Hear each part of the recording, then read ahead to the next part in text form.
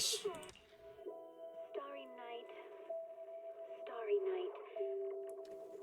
a loving mother, a flame-eating father. Let's see.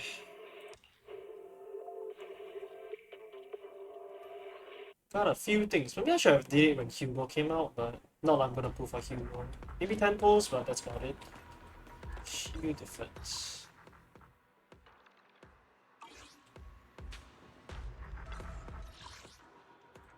Oh, I guess I can do this first. Yeah, might as well, right? Okay, let me rename the street. I forgot to do that. Sure, I forgot about this. Yeah, right, of course. Okay, Shiyu. Stream. May and 10. Okay. Very nice. Fire, ice, physical. Well, Asset confirmed. Preparing to move out. Ooh, I'll protect you from any danger. you want to test my hand? Yeah, you know it's good. Okay, good enough. Just put Shikashiro inside. Erratic. I would never turn down Lord Phaethon. Oh, this one is so messy. I love messy. Let's do this.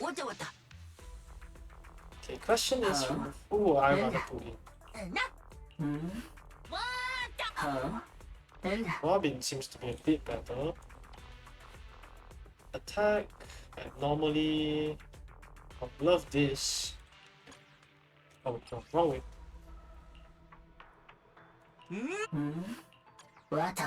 There we go. Again, I don't imagine this being too hard.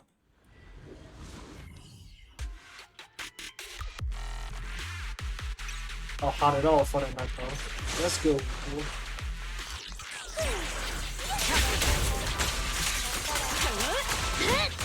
Keep down!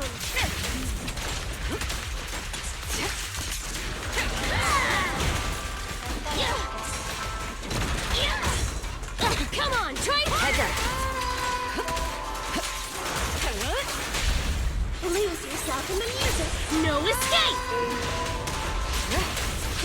We fight together. Okay, there we go.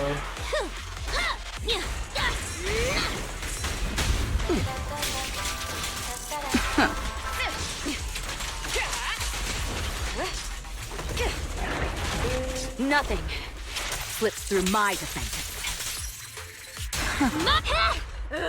Don't get in my way!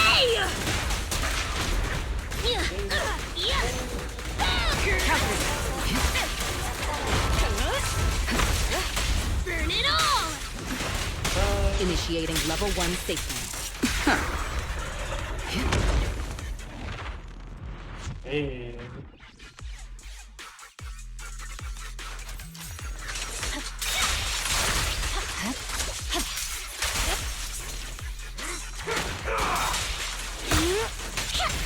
Secure the perimeter. Waste of time. Yanagi, I'll handle it. You're done!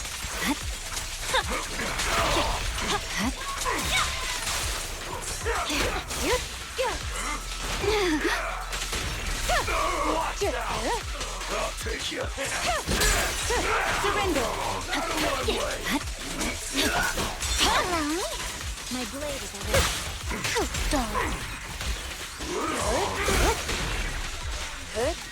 I'll take you.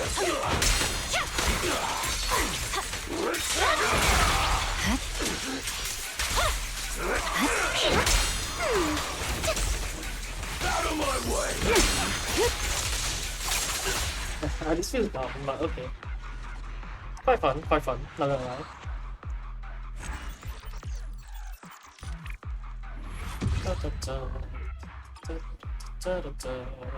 Ether, ice, ether. Yeah, that works.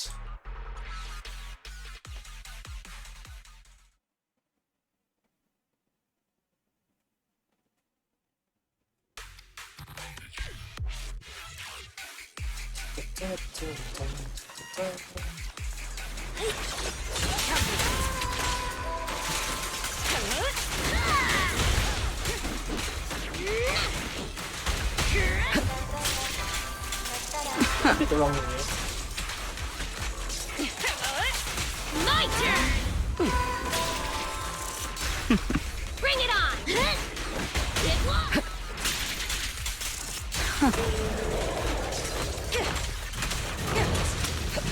Precision strike. Initiate. Come on, try harder! Come on, try harder! Removing threat. Heads up. Your journey ends with me. Here we go! Just a bit of damage. Don't blink! You'll miss me bashing you into the ground! Don't cross the line. Let the melody move you! Neutralizing. Press the advantage. Yeah! It was! Hey. Yo, careful! Counter.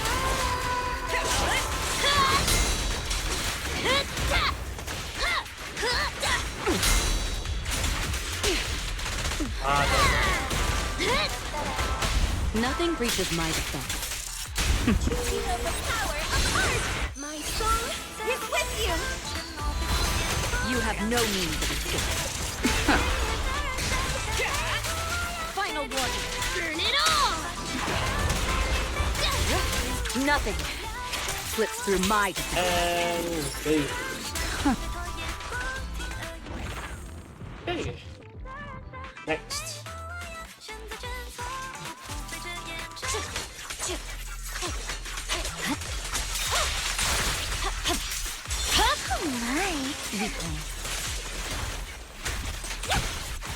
I'll handle it.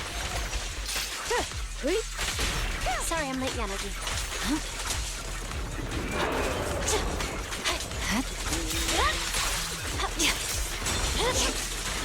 Over. Waste of time.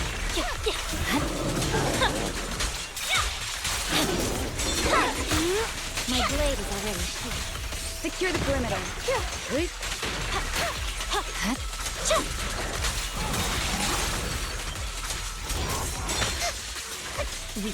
Who dares get between me and Lord Satan? Enemies of Section 6 shall pay. And Purging slash!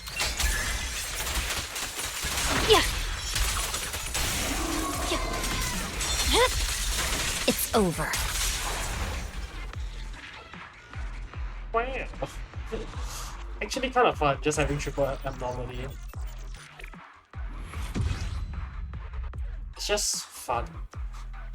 Ooh, electric weakness. Immunity, resistance to fire. Ooh, we really harmonized. That's kind of annoying. I'll protect you from any danger.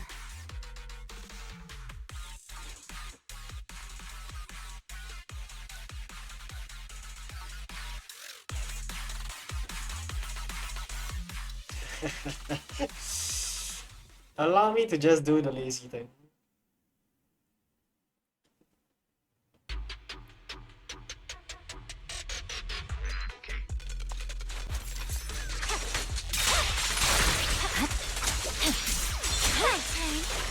It's over.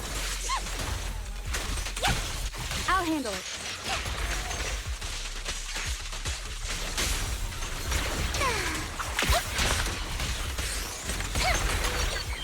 Oh, I forgot. Get corrupted, please. Thank you. Surrender. Sorry, I'm late, Yanagi.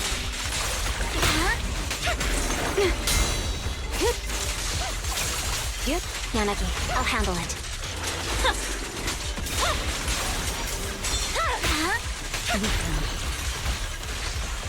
Resistance is futile. Mind and body. Purging Oh, why slash! not do that? That's cool. This plays, this wins. Don't you know? Get my dress dirty and you'll pay. It's over.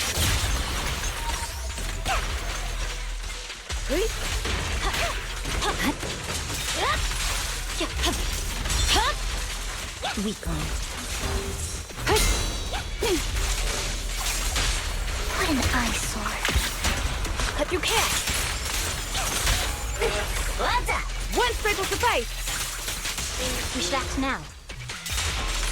I'm done with Give them no respite. Another one.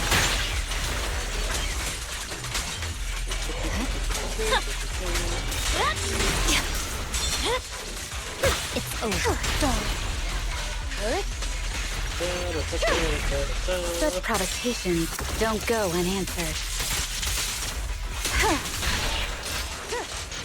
I swear on my blade. They should be. Yeah. Hey.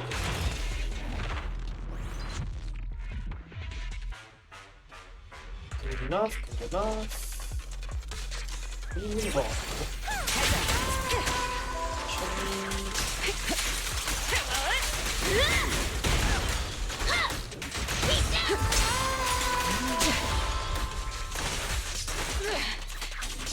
My turn!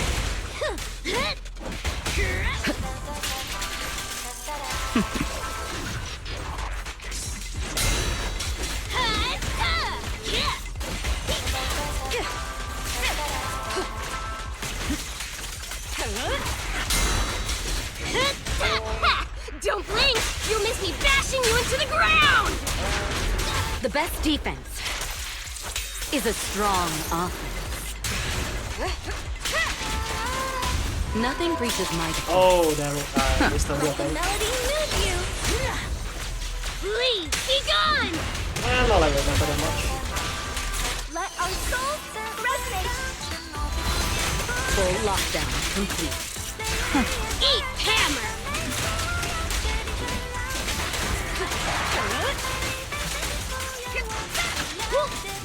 Keep down!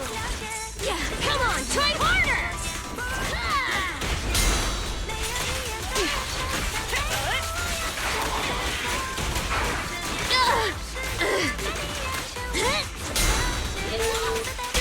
Lose yourself in the music!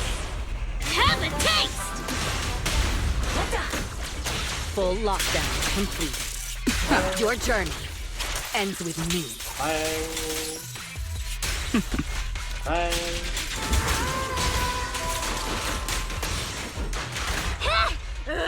Don't get in my way! Neutral.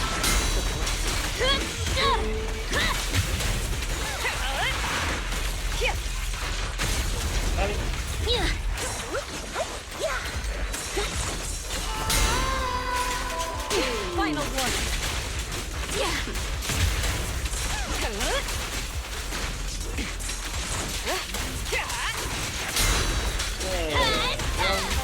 Press the advantage. There we go.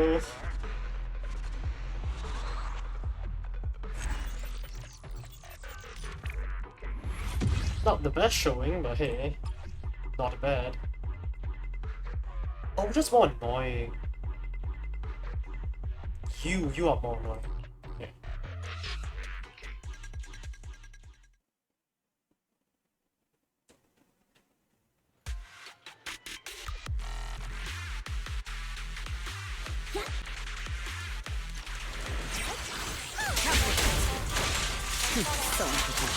My turn!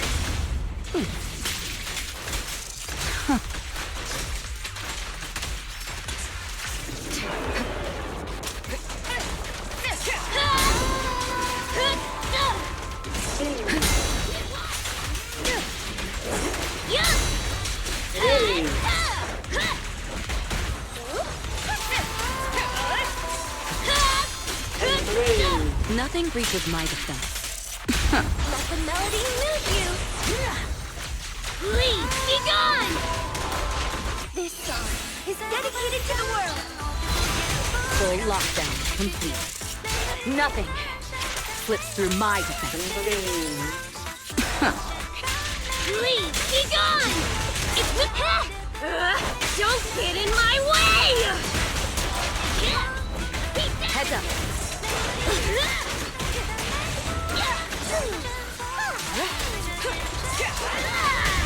Don't cross the line. Feel the power of art! Please, be gone! Enemy back, boys. On the moment! Beat down!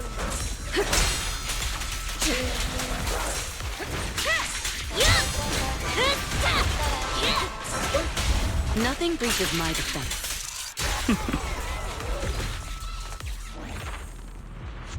Okay, okay.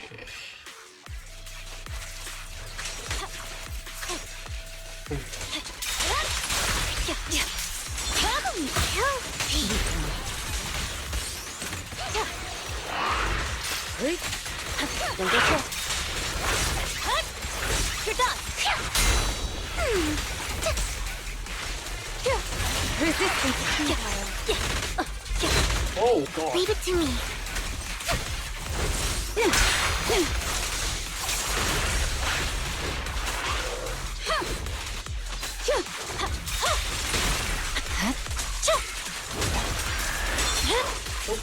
my blade is under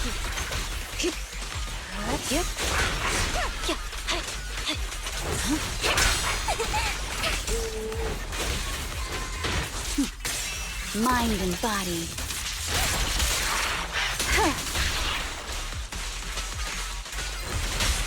What an eyesore. Restore order. One strike will suffice. An opening. Victory. The only option. Okay, let's just kill one by one then. It's over. Don't touch me. Fool. Look around. Okay, that's pretty bad. The cold is silent. A preemptive strike. Leave Lord Satan alone. With all we've got. We should act now. Who dares get between me and Lord Satan? Okay, I still don't know how to... Careful, the enemy's recovered. Yeah, okay. Oh my god, I still don't know how to dodge that attack. Hello there, hello there. God damn it. Okay, well, good enough, good enough. Completed, completed. Oh man. That's impossible for me to dodge. Okay, never mind. What's done is done, and I have finished that. It's over. Okay. Okay, let us begin the main story. Let's do this. Yeah, sorry man, not interested. Okay, let's begin. Shouldn't go to the staff. Should go to... Yeah. Last event, not as well. Not the super Shiyu. Okay. Sacrifice issue, great. Bird, talking. Let us begin.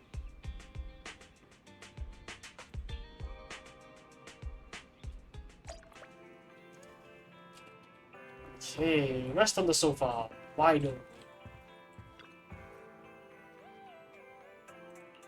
Is this an action I need to take right now?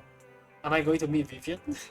Unless I'm meeting her in my dreams, I don't really see the point in sitting on the sofa, man.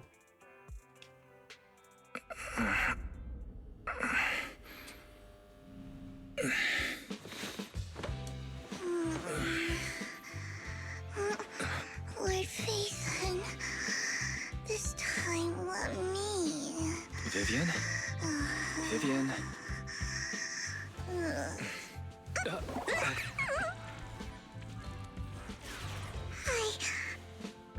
I didn't disturb your sleep, did I? Fairy giving that bombastic side eye.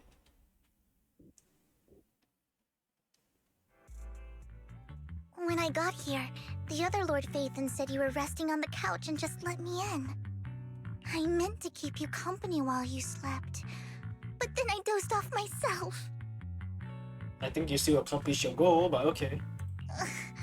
I was going to sit here looking super cute, hands cupping my face. You know, like the #1 sleepy face I want to wake up to pose. I can't believe I ended up falling asleep myself. What? Vivian, what? are you sure you're awake?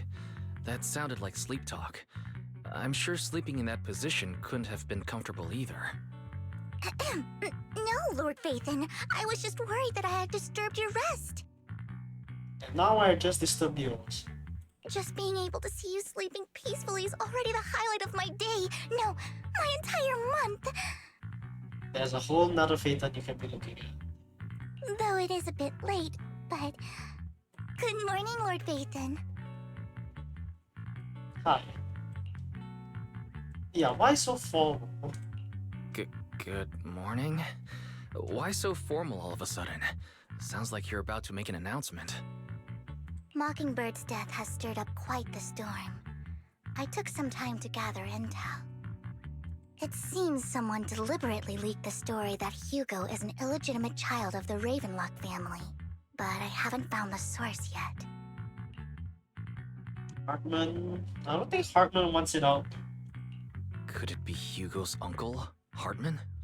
Maybe he's trying to turn people against Hugo and Mockingbird by playing the illegitimate child card. I suspected that too.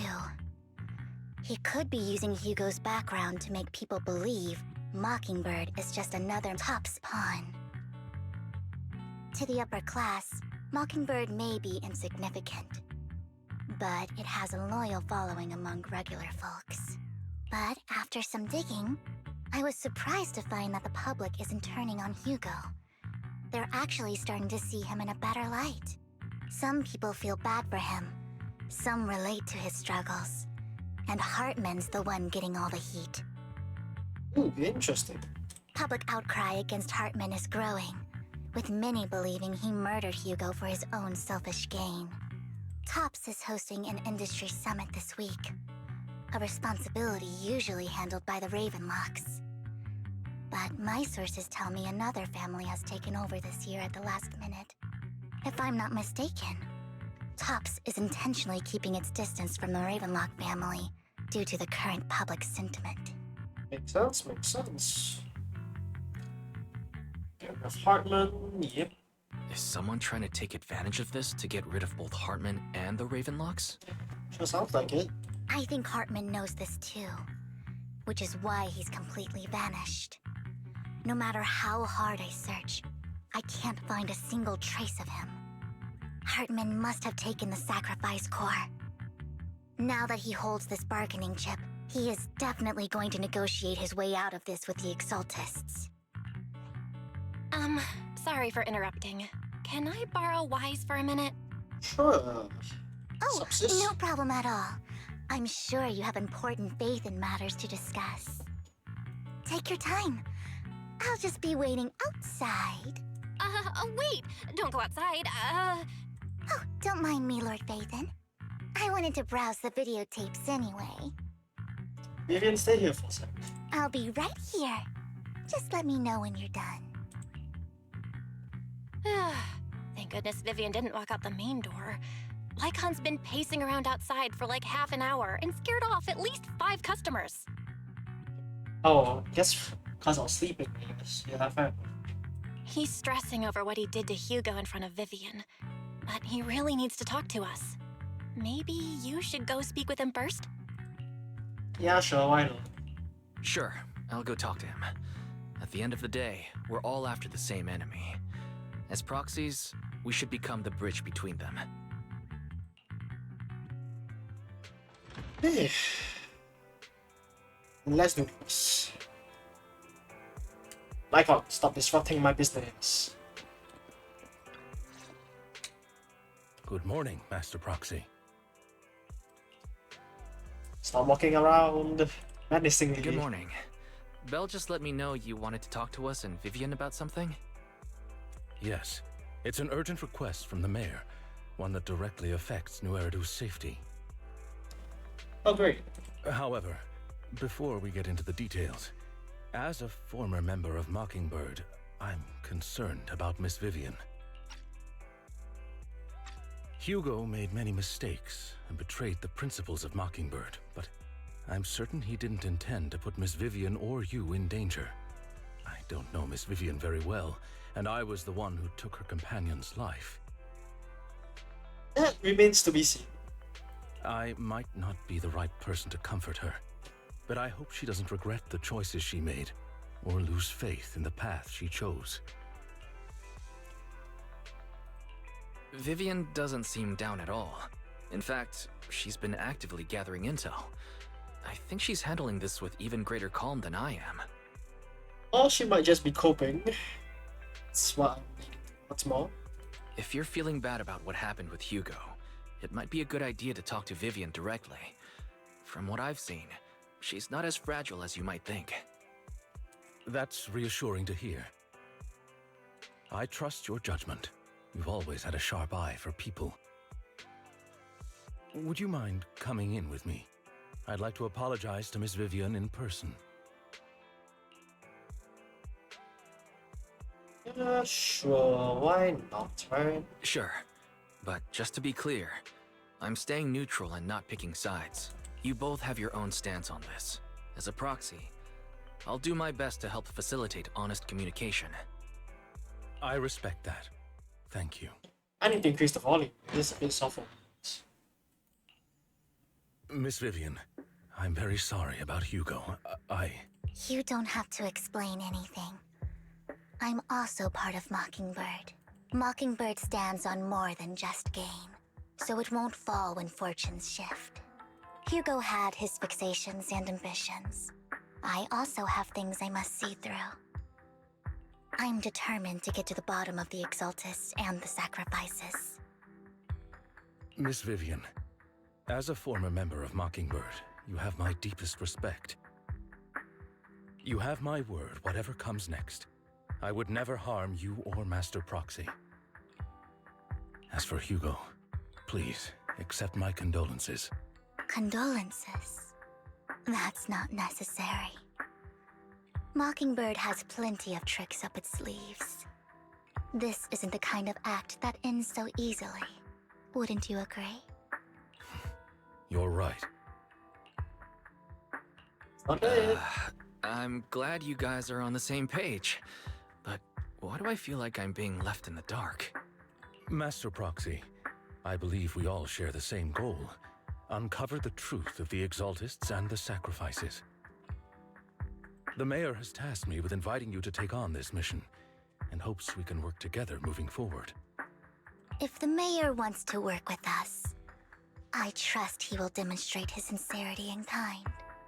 Mockingbird will not serve as a pawn for the powerful. That will never change. Of course. While the Mayor cannot handle this personally, he will make sure we have all the intel and support we need. Miss Vivian, I know you have your own intelligence network, but for some high-profile shady dealings, perhaps the Mayor can provide you a different perspective. Please, take your time to discuss. If you're open to collaborating, I'll set up a call with the Mayor so he can speak with you both directly. Well then, okay. Belle, Vivian, and I need to think this through carefully with everything at stake. It's not a decision we can make lightly. Of course, I completely understand. When you've made up your minds, you can find me at the Ballet Twins.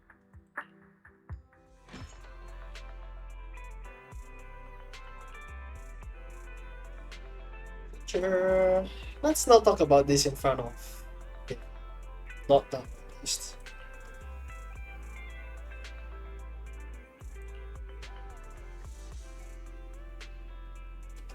Although maybe I should have talked about it since Vivian is an information broker. Huh, okay, sure.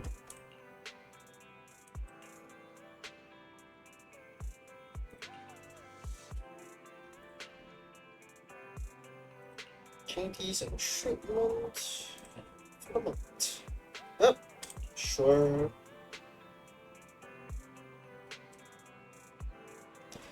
Okay then. Ballet Twins.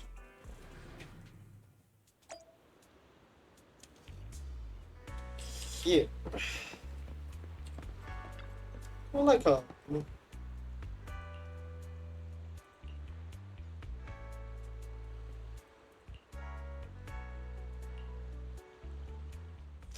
I'll connect the call to the mayor now. Damn it, I forgot to increase the volume. My dear friends, I'm glad you're willing to keep working with me. I'm truly sorry about what happened to Mr. Hugo Vlad. I didn't anticipate things would turn out this way. As mayor, I can't fully condone Mockingbird's actions, but personally, I had a lot of respect for Mr. Hugo Vlad. Sounds like a pandering. I looked further into Bringer's map. The sacrifices were created by an exaltist named Landon, who was active in Janus Quarter. Mr. Landon passed away in an accident a few years ago. Sounds like bullshit then. Before he died, he was researching sacrifices and was said to have created a batch of serum that could turn living people into sacrifices. The problem was, the serum wasn't stable, and after his death, the recipe was lost. Evidently, someone brought it back then. No one knows what happened to the exaltist in Janus Quarter back then, but it's clear that after the leader died, there haven't been major exaltist activities in the area. Bringer's map marks the locations where the exaltist's most successful attempts at creating sacrifices were. The leader of the exaltists in Janus Quarter died a few years back, and they haven't been active since. Could it be that Hartman was just acting on his own? Unfortunately, that's not the case. That proof? My sources confirm that Hartman had been secretly in contact with someone, and they only meet inside the Hollow. Uh-huh.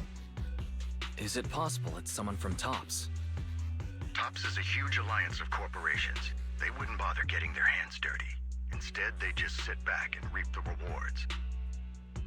Everything Hartman is doing is to secure his place in TOPS and strengthen his power within the Ravenlock family.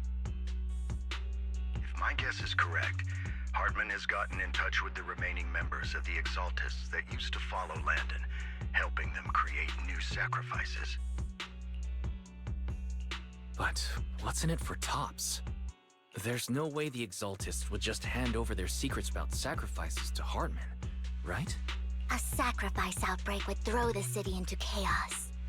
And that's when TOPS steps in, taking control of the situation on their terms. The public will see the mayor as incompetent, while TOPS comes off as the real protectors of the city. And when that happens, public trust will shift towards TOPS. And Mr. Mayor, you might find yourself in an unfavorable situation. That makes sense. Still sharp as ever, Miss Vivian. So, what exactly do we stand to gain from partnering with you? Please don't tell me you're doing this out of some noble concern for your citizens. I'm not some hero of justice. And I don't believe in lofty ideals or empty promises. We have a common enemy. While our ideologies may differ, we can work together on this.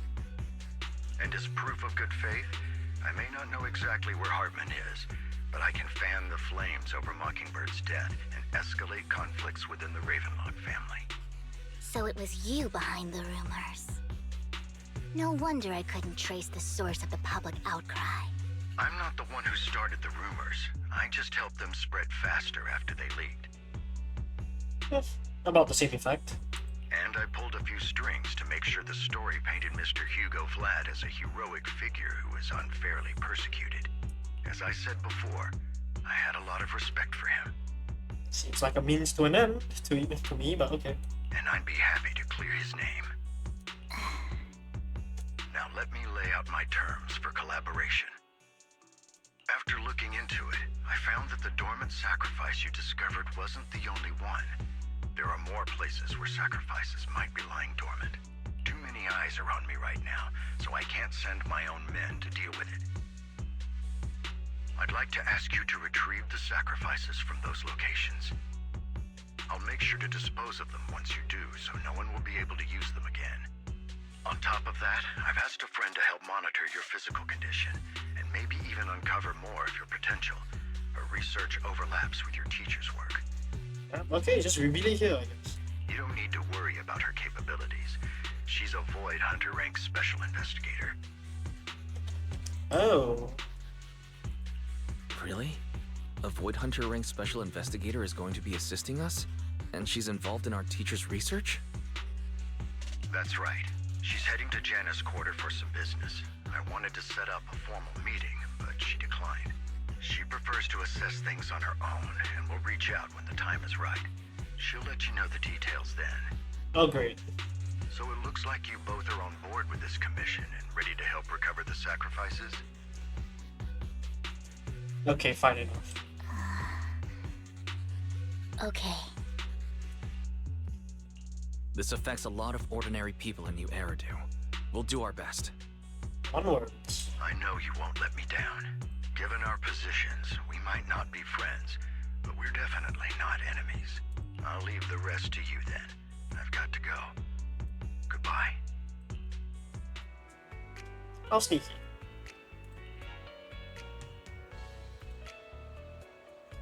Ah, you're not joining us this time? Unfortunate.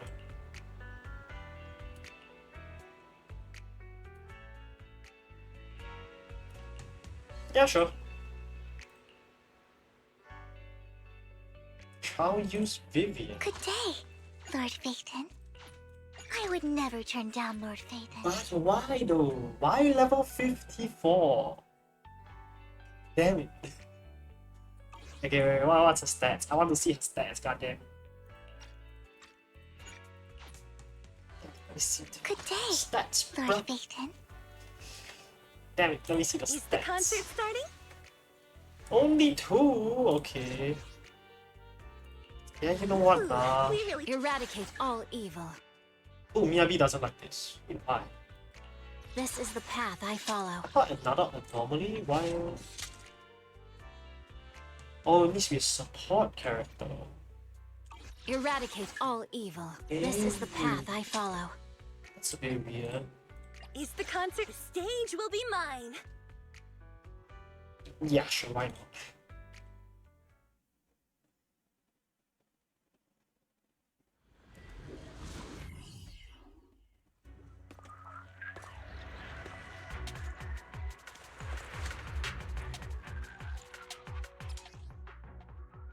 Okay, let's see. Tap, suspension, yeah, I don't know Phaethon, how to use this. thank you for trusting Mockingbird and me.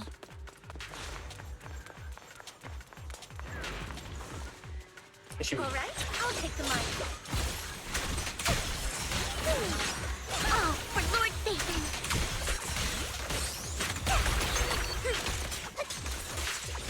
Let my song move everyone.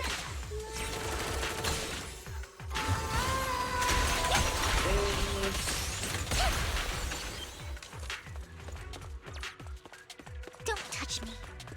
Oh, that was fast. Has someone already taken the dormant sacrifice from here? Or did the Exaltus decide to relocate it? No.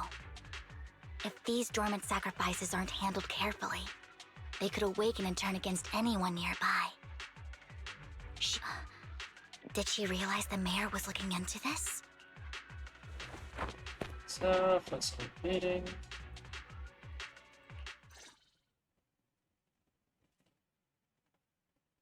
Ooh. Did Hartman just make up this intel to get a shot working with us at Tops? I've been walking around forever and haven't found a thing. The Ravenlocks have always been a shady bunch. No surprise they've gone downhill over the years. I heard they were pretty loaded back in the day. What kind of business did they run? No clue. On the surface, their businesses seemed legit, but who knows what was happening behind the curtain. Probably something with the sacrifices. I mean, and he was so sure that even if those original sacrifices didn't work out, he had a backup plan. Backup plan? What could that be? Well, that's beyond me. I just happened to overhear something while I was next to Mr. Edmund one day. What's Topps planning to do with all these sacrifices, huh? For research? Do you think we'll ever have a normal life in the Hollows? Don't ask questions you shouldn't be asking. All right. There's nothing here anyway. Let's leave the Hollow and report back on what we found. And we'll make it just in time to clock out for the fieldwork shift. Let's get out of here first.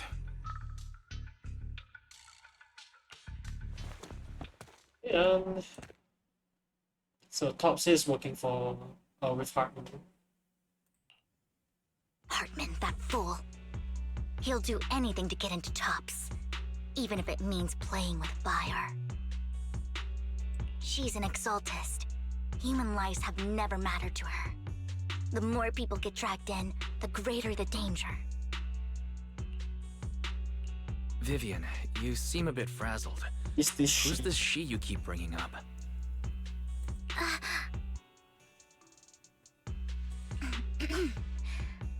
I apologize for losing my composure. Please don't mind me. The she I'm referring to is with the Exaltists. Someone I have a history with. That's why the moment I heard about the sacrifices, I felt compelled to uncover the truth. I never meant to hide anything from you. It's just that, for me, the Exaltists bring back painful memories. And I'm not ready to face them yet. So, Lord Vathan, please give me a little more time. Once I've gathered my thoughts, I promise I'll tell you everything. Well, Sure, I'll stop asking. What's more important than an unspoken past is the person standing in front of me now. As for everything else, we can talk about it whenever you're ready to share. Lord Vathan, if we weren't in such a hurry, I'd spend 3 whole hours singing your praises. I'll make note of this and make sure to get it done before bedtime. First things first, let's track down those dormant sacrifices. The Exaltists have probably realized someone's after them by now. no surprise. Wish we knew what Hartman's backup plan is. I just can't shake the feeling that something bad is about to happen. Don't underestimate me. You better not get my chest. What's up?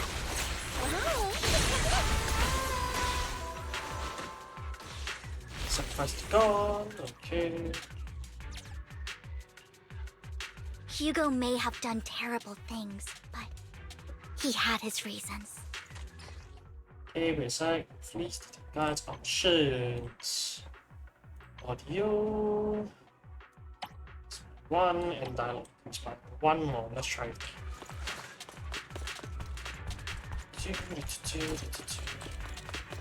Okay, it's on top of me.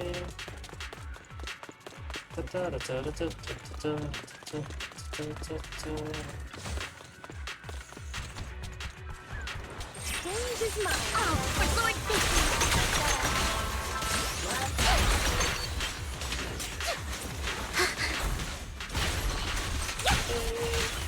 Okay. Don't touch me.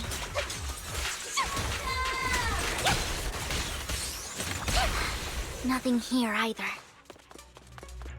Hey. Are we too... There's someone up ahead.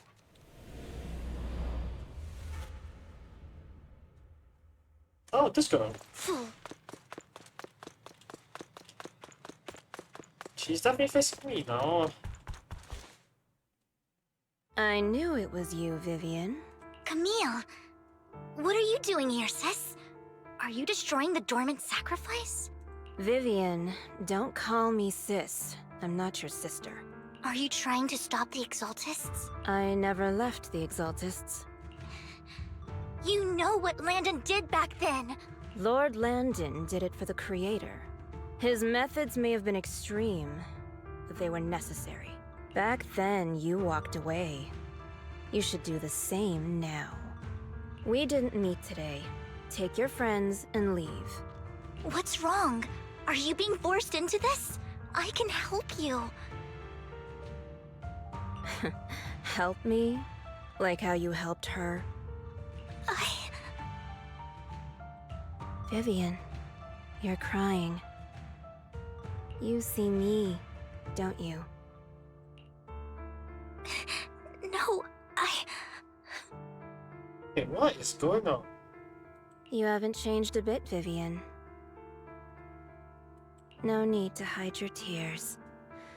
I know exactly what's ahead for me. You've made your choice, and I've made mine. One last piece of advice. Stay out of this. She loathes you. I won't tell her we met today. Don't show yourself around us again. Camille! Yes, it's not the she that Vivian was referring to.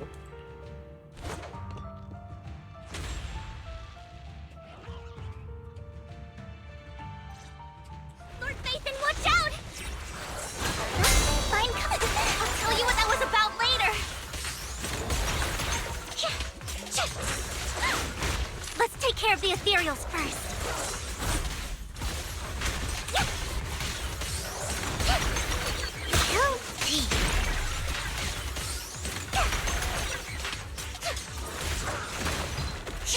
You better not get my dress dirty.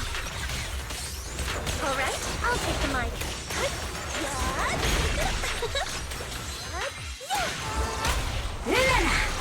Witness the magic of music. Don't underestimate me. Yeah. Ooh, message.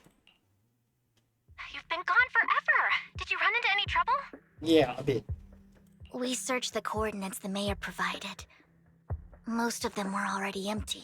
No dormant sacrifices. Camille, the Exaltists have been actively destroying the dormant sacrifices. Why would the Exaltists go after the sacrifices? I saw it too, but I can't figure out why the Exaltists would do this. And one of them is someone I once knew. I thought she would leave the Exaltists after Landon's death, but she stayed. Wait, what did I miss? Why do you know so much about the Exaltists, Vivian? When I was a child, I stayed with the Exaltists for a while. Back then, Landon was one of the most respected figures among the Exaltists in this region. A lot happened, and after Landon died, I left. I can't turn a blind eye to the sacrifices. I know all too well how many lives have been lost bringing them into existence. Ever since I learned a sacrifice had appeared in Janus Quarter, I haven't been able to stop worrying. I won't let history repeat itself. That's why I asked Hugo to investigate, starting with the Sacrifice Corps. Vivian. Please stop. I'm not looking for comfort. I'm just recounting the story for you to understand the situation. We've got bigger things to focus on. But when I do need comforting, I'll come straight to you. I hope you'll make time for me, Lord Vathan. Just so you know, I'm not the easiest to console. Absolutely. If you're feeling down, we'll be here for you. Okay, back to the matter at hand. That conversation between those two TOPS employees back in the Hollow is still bothering me. They said Hartman had a backup plan, and that got me thinking about some news that was quietly swept under the rug. Lately, there have been mining accidents in Ravenlock-controlled areas. Many workers have died. Damn. The families were paid off with huge settlements, way more than usual. No protests, no controversy, and the issue was buried. But considering the Ravenlock's financial position, why would they be so generous with payouts? Sketch. That sounds sketchy. Do you think those accidents were faked? Precisely. I don't think those workers died in mining accidents. I'm planning to reach out to some old friends, see if they've heard anything about this. Do you have time, Lord Vathan? My contacts are just near 6th Street. Care to join me? Yeah, let's go. Sure. Let's go together.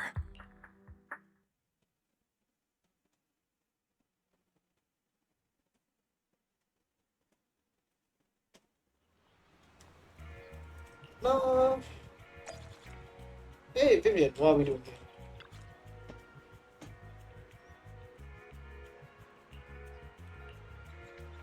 Let's proceed.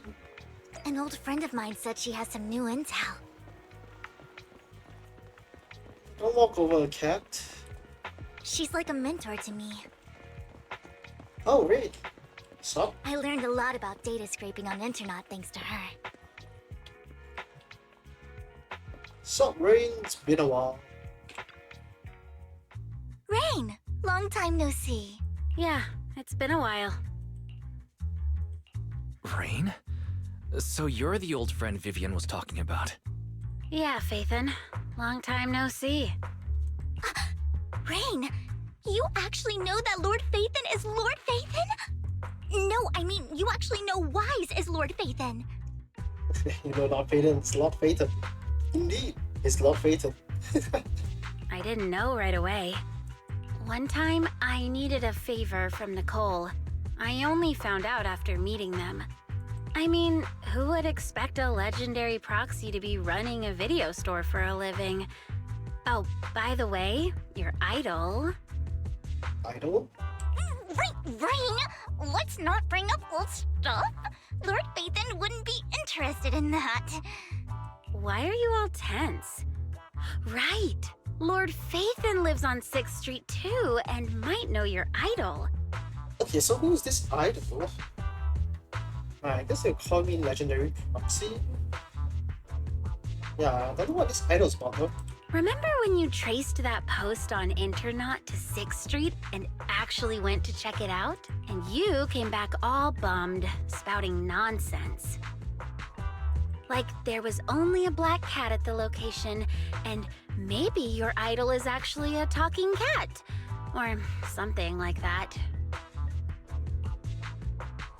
Oh, I think I know that black cat. It hangs around our shop now. it's Inky. Lord Phaethon, please, let's drop this topic. Come on, Vivian. It's been years and you still won't say who your idol is. If you'd just let me, I'd have tracked them down ages ago. I get it. You want to find the person who's important to you on your own. But you've tried so hard already. It's okay to lean on me a little, you know. I'm sure your idol won't hold it against you. I shouldn't have come to see you. Huh? What's wrong? Okay. Rain, Vivian said you might have some intel for us. Should we get into that first? All right, let's get down to business. Here's something I'm pretty sure about. The Ravenlock family's claim that those missing workers died in an accident? Don't buy it. The last signal from those workers was near the Hollow. Then communication went dark. I think they were taken into the Hollow. And yesterday, I picked up that the Ravenlock family secretly hired some people to search the Hollow's perimeter. I caught a weird distress signal from someone and managed to track down the source. When I tried to reach out, the signal cut out completely. The last trace of the signal was near Lumina Square. Finding someone in real life isn't really my thing, so that's where you come in. I see. Okay, we'll take a look around. I mean, still, intel brokers and commissions. Different things. You just said this is something you're proxies, I guess. sure of. Do you have anything you're not so sure of? I dug up some info online, and one thing stood out. A few days ago, there were some creepy sounds coming from an abandoned warehouse by the port. The place was locked up, so no one could see what was happening inside. Oh, Not sure if it's related to your search. If you don't find anything useful around here, it might be worth checking out. Well, that's all I have for you. Thank you, Rain. Don't get all emotional on me now. I'm just helping out a friend. This one's on the house. Consider it payback for the favor you did me last time. But if you still want to find your idol, hit me up. I've been curious for what... Alright, don't worry about it. I'll manage it myself. Stop being so nosy, Rain. Cute. Nosy? Nah, just professionally curious. What kind of person is worth all this searching, huh? But honestly, whoever they are in real life, they've become a part of you. You've come a long way in this search, Vivian. I much prefer the person you are now. So if you find this person, don't chicken out. Go meet them. People will appreciate you for who you are. Rain. I might not care about the real world or what it'll be like, but I hope everyone I know can live a good life. I'm counting on you to save the world, guys. All right, I have other business to take care of, so I'll leave the rest to you.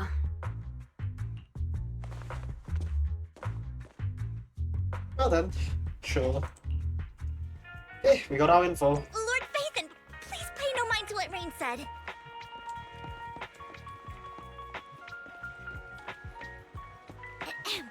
That big guy's up ahead.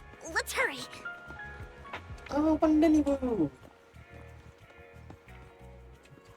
I guess you are also an information broker of sorts.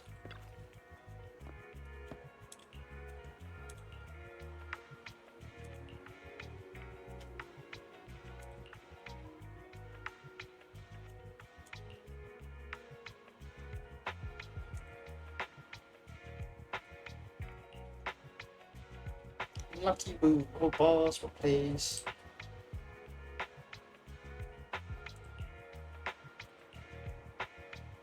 Function through it. Phew.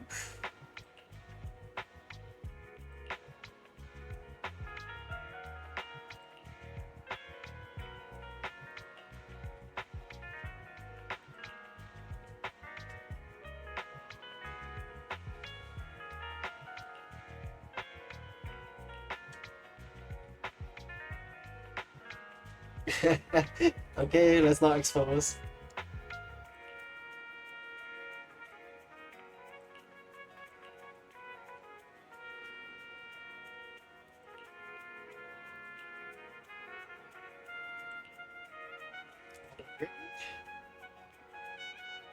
Huh.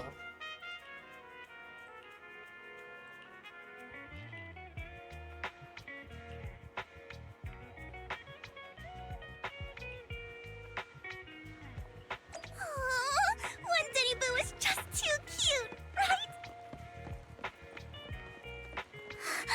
I didn't know you helped it too.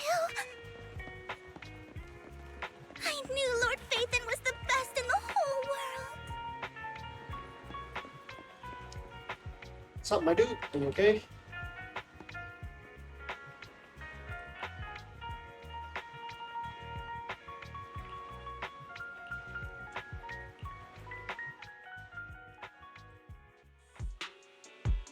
Don't take me back, please. Oh, okay, we found our lead. I was wrong. I know I messed up. I don't want your money anymore. Please, no. Calm down. Who are you? I won't say anything. Just let me go. I don't know anything. I swear, I know nothing. We are not PubSec, the HIA, or the Ravenlock family. We won't force you into anything. There's no need to be afraid. What do you want from me then? We simply want to know where the Ravenlock family took you and what they made you do. I can't say. I can't tell you. I have a family. They'll hurt them. You never saw me. Please, just stop asking. Don't you wish to see your family? I don't deserve to see them. It's my fault. I was greedy. I did this to myself. But your family must miss you dearly. I'm sure they won't blame you. No, it's my fault. It's all on me. I don't want to drag them into this. If the whole ship is sinking, no one on board can escape. I'm just a nobody. And right now, there's nothing I can do to change anything. If you care about your family and friends, now is your chance to stop the disaster before it's too late. Persuasive. It's very persuasive. Even a butterfly flapping its wings can send a tsunami surging across the ocean. No one knows how this will turn out. But if you do nothing now, the only thing waiting for you at the end will be regret. We're not here to turn you in, and we won't force you to confront them. You'll be safe with us. I'll help you return to your family, but you must tell us precisely what happened.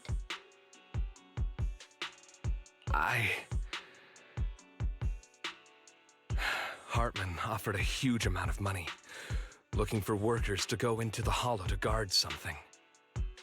The money was way too good. We all kind of figured something wasn't right. I thought it was just smuggling or guarding some kind of illegal ether resources, so I signed up. After we sent in our applications, Hartman's men took us into the hollow. The first place we went, there was a strange box. When we got there, they handed us some pills, saying they'd improve our aptitude for ether, for us to last longer in the hollow. But after I took them, everything went fuzzy. Something was definitely off about those pills. When I woke up, I saw my coworkers dead in front of me, and there was blood all over my hands. They said something about me being a good experiment, moved me somewhere else, and locked me up. They wanted to inject me with something. I got scared and didn't know what was gonna happen. But then a blonde guy found me, gave me a carrot, and let me go. Sounds like he was back. So I escaped. I didn't want to kill anyone. I don't know. It wasn't your fault that your coworkers died. You were just a tool in their hands. Do you remember the place they first took you? Do you know what was in that box? I only remember the first place was like a rooftop. I think it was on top of a tall building. What exactly was in that box? I can't remember. I'm not lying. Those pills they gave us, they make you hallucinate. I took just one and my mind felt like it wasn't my own. My memories turned into a blur. I'm telling the truth. I'm not trying to run from my mistakes. I just really can't remember what happened. It's cool. I know you're not lying. We'll arrange for your protection. You can rest easy and recover, and your family won't be dragged into this. Once this is all over, you will be able to reunite with them.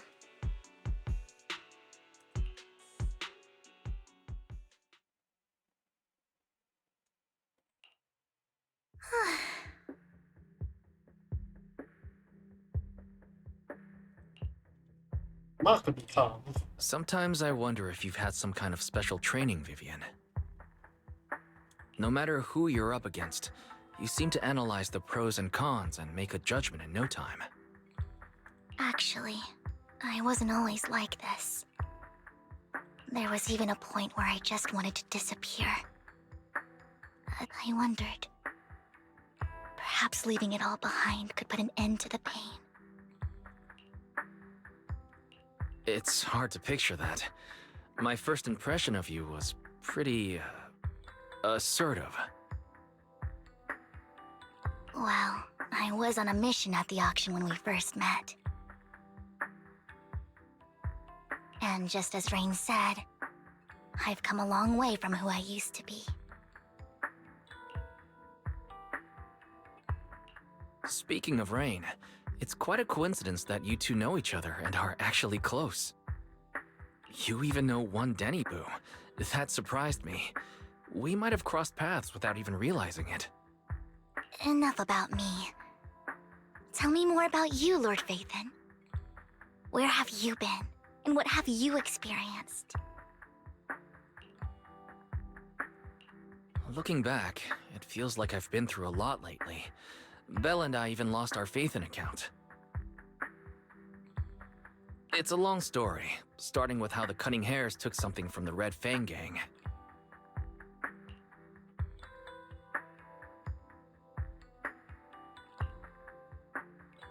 Isn't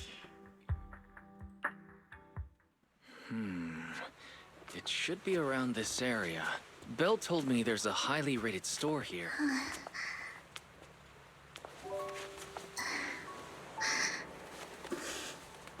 Lord Phaethon! What's wrong? I've seen that black cat on 6th Street. That harmonica in the outer ring you mentioned. I've heard it before, too. I've even been to the monument outside Hollow Zero. But none of that was a coincidence. It was me.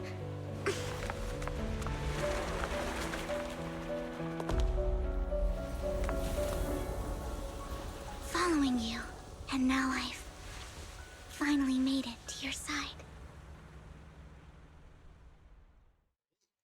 Ever since I was little, I had been seen as the bringer of bad fortune. I had traveled to many places and witnessed far too much misfortune. Every tear I shed brought disaster. I've heard too many curses to count. I loathed my tears as much as I despised my own existence. Wherever I stayed, tragedy followed. I had roamed too many places, and each time, it ended the same way. I didn't know where I could go anymore. One night, I stumbled upon a post discussing me. Whether they knew me or not, everyone seemed convinced that I was the source of the curse. Some mocked me with cruel intent. Some wished I would vanish, and others speculated maliciously.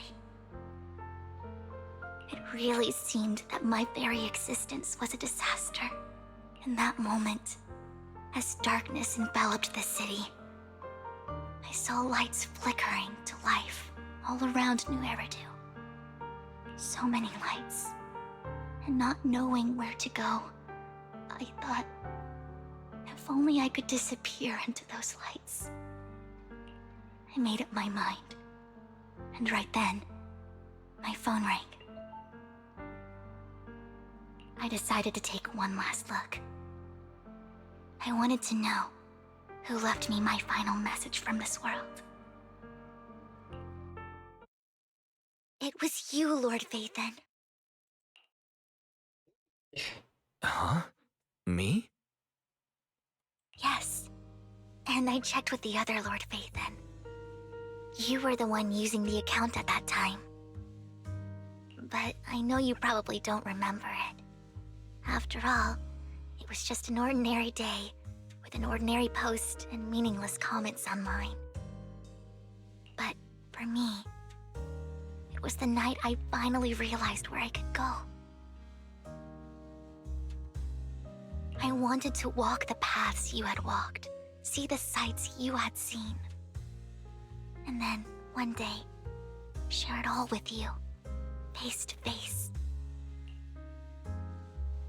So, I have to ask, what exactly did I say in that reply?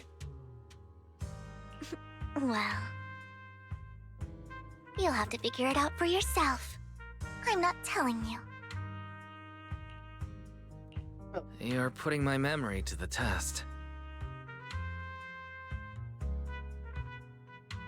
So, Lord Phaethon, thank you.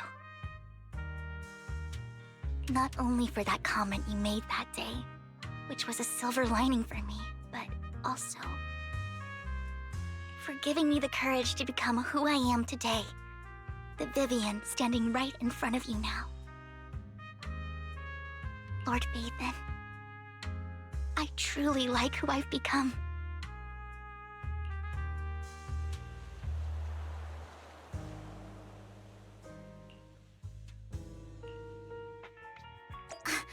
Lycon just sent a message. There's an update. Let's head back to the video store and go over the details together. To the video store.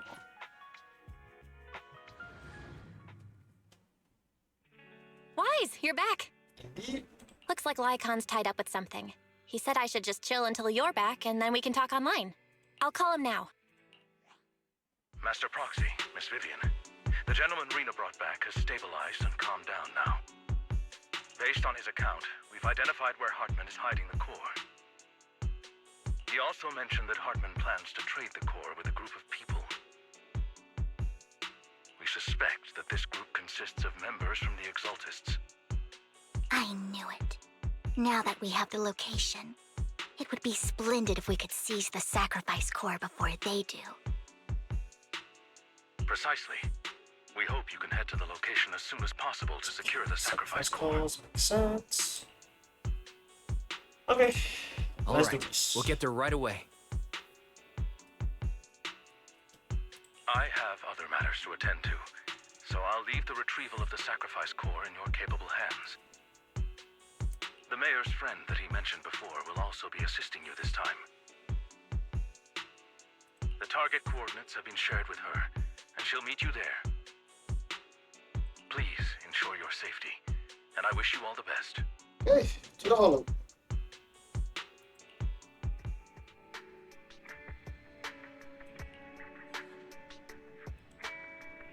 Okay, let's go. Vivian, still blocking me. I would never turn down Lord Phaethon. This is the path. My blade is ready.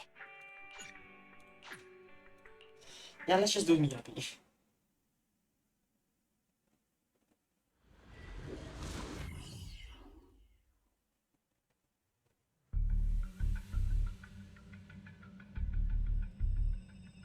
Where's the sacrifice core? Camille, you really think I'd stroll around with something this important? Plus, even though the Ravenlocks and the Exaltists have been working together for ages, I've hardly even met Lady Dina. I'm the one offering the sacrifice core here. I'm curious what Lady Dina's got lined up for me in return? I'm just here to verify that the core you mentioned is real. Once that's sorted, Lady Dina will give you a proper response. Our partnership isn't just talk. We need to be sure you have what we need before moving forward. Sure thing. I'll take you to where I keep the core. Once you verify it's legit, have Lady Dina come over. We'll lay everything on the table face to face. All right, lead the way. It seems Hartman is trying to bargain for more. What a greedy and insatiable man. It's just that... why would they only send Camille for something as important as the sacrifice core? And I can't shake the feeling that Camille doesn't want Hartman and Dina to meet. Why is that? In this of her own will? So this Dina they were talking about, is she the leader of the Exaltists? Kind of. Lord Phaethon, I really think we should hurry. We must get to where Hartman keeps the core before anyone else does. I've mapped out a shorter route, but there will be ethereals along the way. I'll leave the fighting to you, Vivian. Don't worry, Lord Phaethon. You are in capable hands. Fool. Think back here, guess not. Okay. Ethereals! Stay away from Lord Phaethon!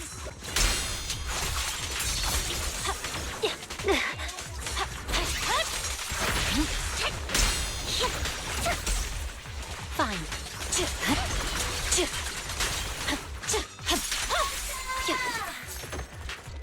Looks Looks like Hartman's trying to negotiate for more leverage.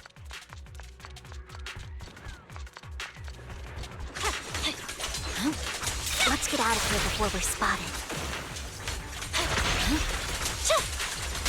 Let's keep moving, Lord Phaethon. Okay. Onwards, onwards. My turn. Leave the enemies to me, Lord Phaethon.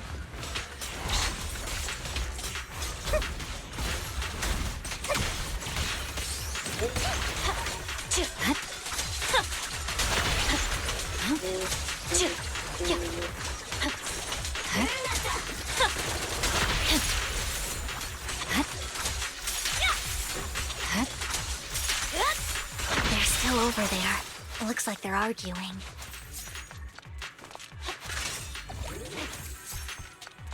No matter who has the sacrifice core, Hartman or the Exaltists, it would be really dangerous. Get out. Hand over what's in the box. Oh, what the hell? Or we do this the hard way. How do we do this? You sure talk big, little girl. Watch out. Let's see if you can... Let's hurry and secure the sacrifice core. That's the claw? Lord Phaethon, the box is empty. So Hartman never kept the core here to begin with? How did you even find your way here? Where's the core in the box? What did you do with it? You call this keeping the sacrifice core safe? You, I'm assuming. Oh, guess not. Oh, who are you? Vivian, it's been ages. This is Lady Dina. Dina! Oh. Oh my, you actually remember me. So sweet. Look at you, thriving. I thought you'd totally forgotten about our past. So, tell me, do you ever dream about the people you've killed? Are they crying in your head all night? Back then, I had no idea. You had no idea? While you were soaking up all that love from your daddy and everyone else, you had no idea what was going on? What the okay. I wasn't... Lady Dina, Miss Vivian didn't actually... Camille, when did I say you could meet up with Hartman today? I just wanted to make sure the sacrifice core is legit. I was worried Hartman might try to pull a fast one on us. Really? So loyal. I thought you'd be more like the old days. Just a few words from Vivian, and you'd be plotting my demise. Just like what you did with Father. I won't, Lady Dina. Don't even think about betraying me, Camille. You owe me for what went down back then. However, I do understand your worries. This core, it's fake. No way! I got this straight from Hugo. It can't be fake. How can you just claim it's fake without any proof? Ugh, seriously? Oh, it's called.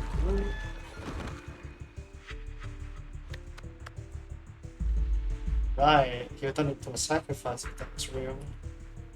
The sacrifice core can max out the ether particles within human bodies in no time at all. But look at your little subordinate. How uncouth. He's making noises like some animal. Can you shut him up? So annoying. God damn. This evil bitch. The masterpiece Father made for the Creator isn't this worthless piece of junk you're holding. So, the real core. Vivian, where do you think the sacrifice core is really at? I don't know. If I knew where the real core was, I'd destroy it without a second thought. Dina, you understand what the sacrifices are. And you know those who were blessed should not have to endure such horrors. Oh, they shouldn't have suffered those horrors. Weren't you the one who decided if they'd be blessed or not? If it weren't for your tears, how would they have encountered such misfortune? How self-righteous, Vivian. Their fates were in your hands. It was you who brought disaster on them. Landon just needed an excuse. He needed someone to blame. Whether I shed tears or not, he'd treat living beings as mere subjects for his sacrifice experiments. Dina, you know all of this. Landon even went so far as to sacrifice you. Shut up, shut up, shut up! Father did it for his great cause. Vivian, why do you always mess everything up for me? Everything! You did it before, and now again! You just had to ruin my plan. I was so close to fulfilling Father's last wish. If you don't give me the sacrifice core, be prepared to become food for the ethereals. I told you I don't have the sacrifice core. Otherwise, I would have destroyed it already. Lord Phaethon, find the right moment to retreat. She can be quite unpredictable when her temper flares. Oh, really? You don't have it? Then I suppose there isn't a reason to keep you alive. Yeah, we fight.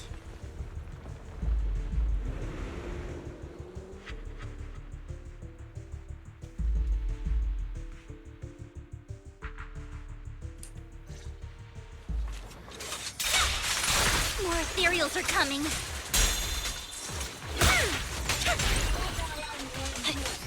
Too many. No chance to get out of this. Okay. Purging slash.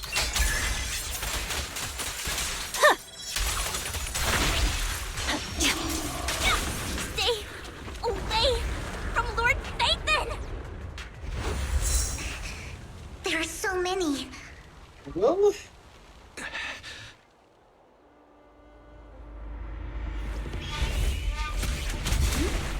It's ink. oh, never mind. Not him. Shun Palace, good fortune, closed gate, safety. What? An evil miasma gathers here. Another place of conflict. If you wish to avoid disaster, then head southeast. Where's southeast? We're in a hollow. Now! Thank you. What is southeast? Okay, maybe the direction she pointed. Sure.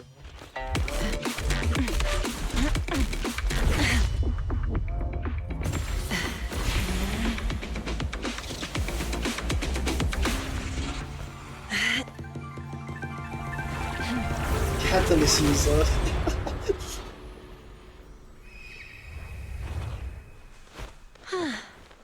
Finally, peace and quiet. Ah, Cuba you have. You must be wise, right? I am indeed wise. Okay, enough of the gadgets. Mayflower mentioned a special partner might need my help. Ah, you must be the one hunter. May I ask, who are you? I'm the 13th generation master of Yunque Summit. You can call me Yishuan. Shun. Mayflower passed along your info, and I was curious what kind of person you are, so I came to see. Ah, yes, he did mention that to me. At first, I thought it might be a hassle, but your energy feels really calming. Quite nice, actually. So, Investigator? you're the investigator the mayor mentioned. Yes, he also asked me to be your temporary teacher and offer you a bit of guidance. Guidance? What does that mean exactly? Unfortunately, this isn't the right time or place to talk. I have some investigation work to catch up on, and it seems you've got quite a lot on your hands, so let's part ways for now. I'll find a good time to visit you soon.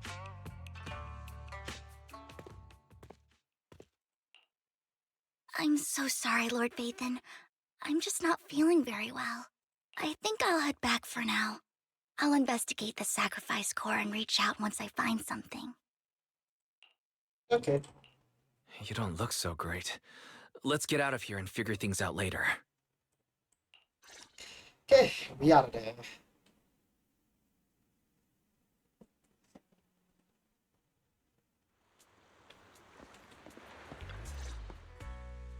Lord Vathan, are you going to rest now? I can head back later, Vivian. You seem a bit off since we left the Hollow.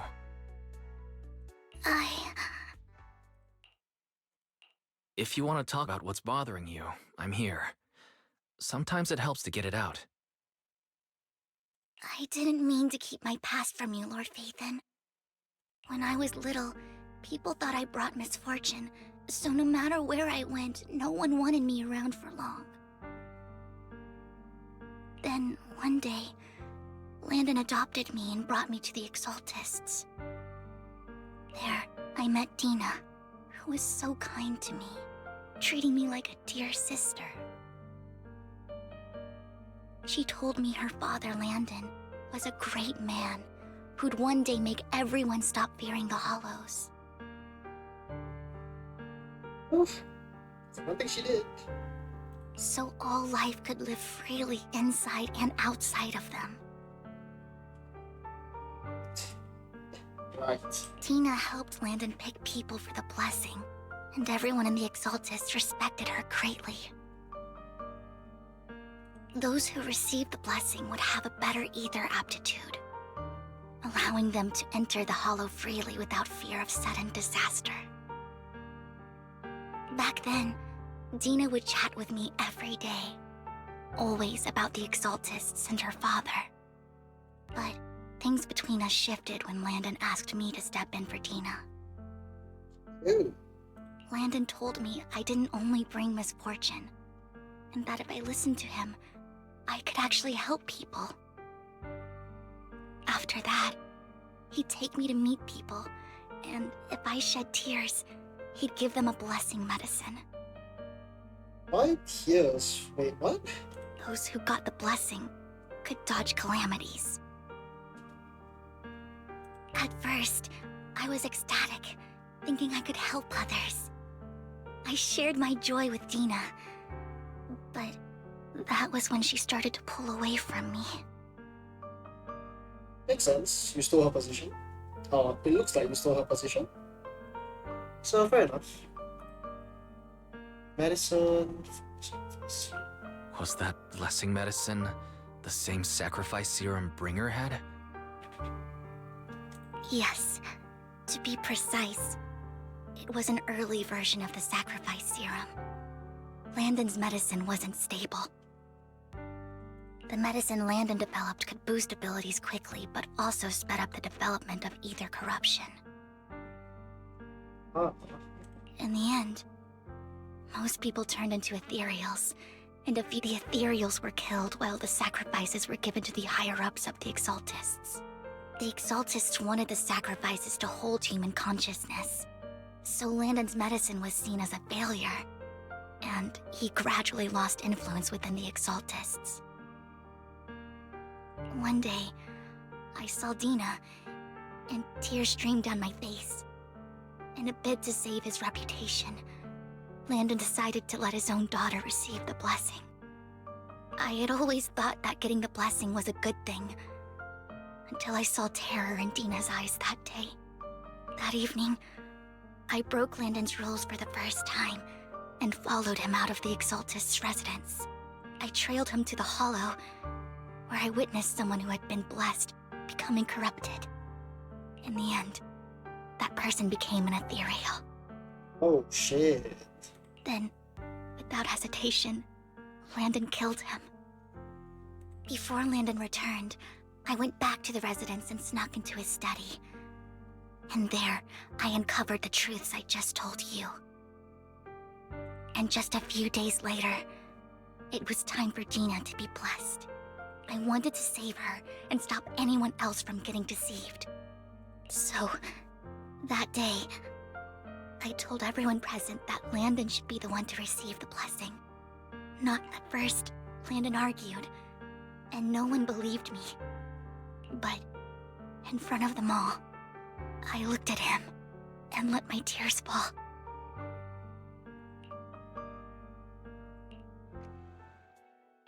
Lord Landon, please accept the blessing. Vivian, you... Why won't you accept the blessing? Were you lying to us? Ungrateful fools! You have no use anymore!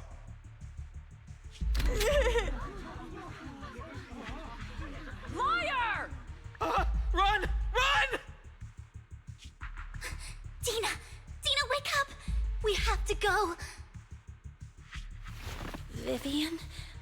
What's happening? I'm being saved. Listen to me! Lord Landon's so-called blessing isn't...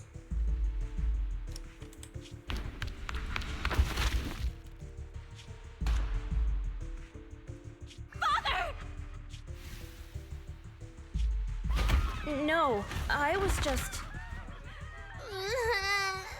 Mom, I want to go home. It's got nothing to do with us. This is just what happens when you don't accept the blessing.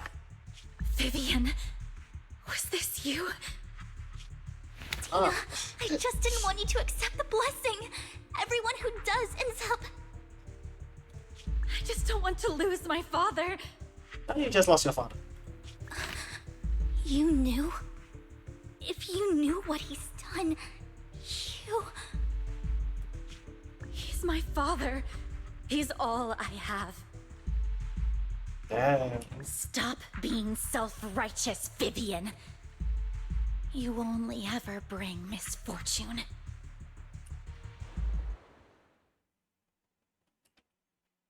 I thought once Landon was gone, Dina would leave the Exaltists. I never expected her to continue his research, or that Camille would stay.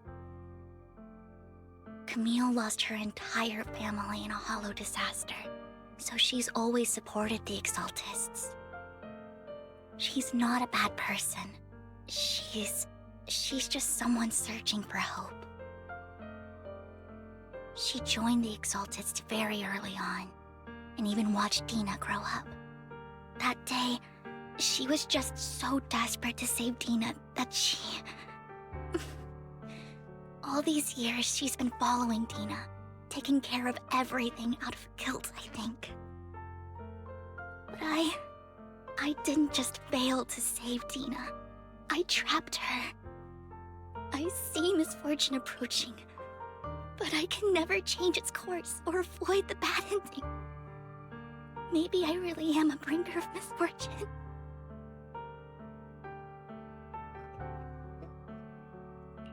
No, you're not the one causing trouble. Whatever went down with the Exaltist, it was Landon who was pulling the strings. As for Dina and Camille, they knew the truth and they made their choice. The Hollows and the disasters they caused took more than just their loved ones. Not all survivors cling to obsession and hatred like those two do. Lord Phaethon.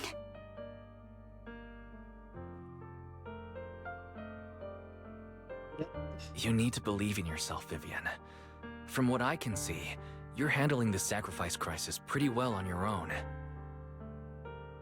Besides, you told me you really like who you've become. I hope that you can believe in that, at the very least. Yes, that'll always be true. Thank you for listening to my story today. Years have gone by, but I've never had the courage to face all this. Maybe Dina and I were meant to meet today, so I could finally spill it all out. It lightens my heart a little. Lord Phaethon, you truly are a wonderful listener. Not just today. Whenever you're feeling down, know that I'm here for you. I will. It's been such a long day. You must be exhausted. I'll track down the location of the sacrifice core and let you know what I find. Good night, Lord Phaethon. Later.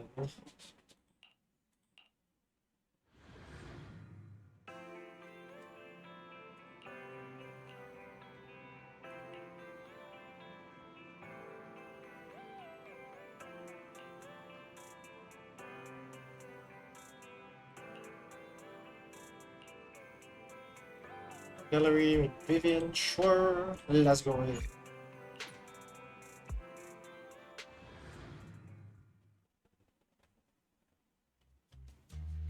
Okay then.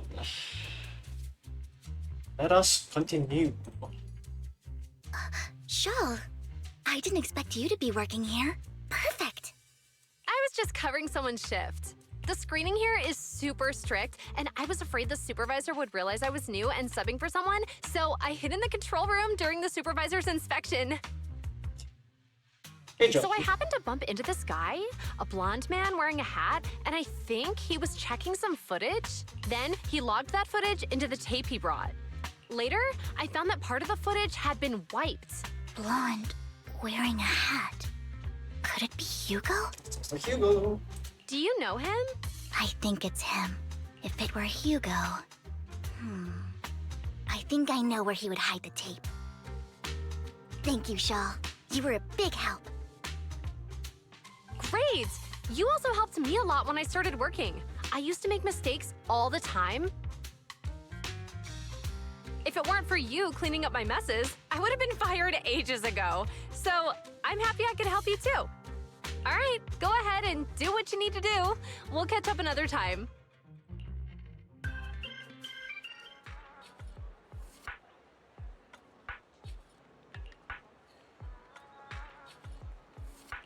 Hugo.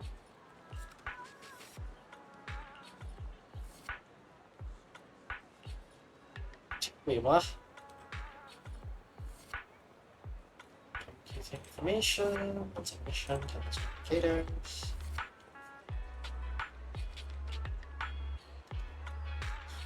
Venue, footage. I mean, sure, makes sense.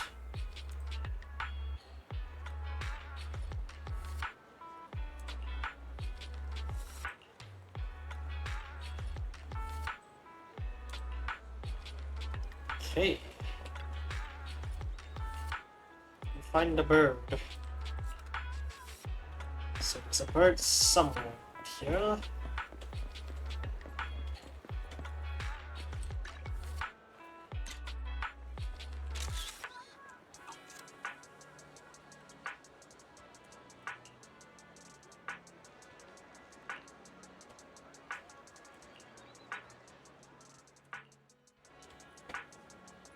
Surprised they allow me to get so close. I really don't think it's you. Let's try the one back here.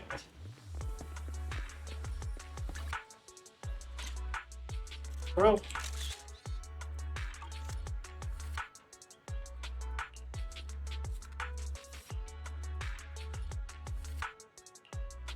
Seems like it.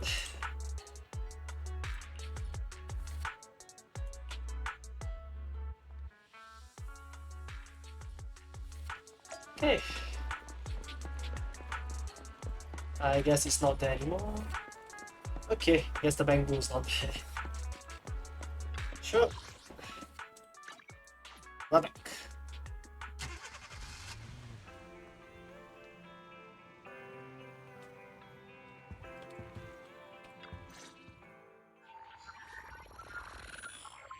Okay, me. If I'm not mistaken, you and Vivian share the same goal.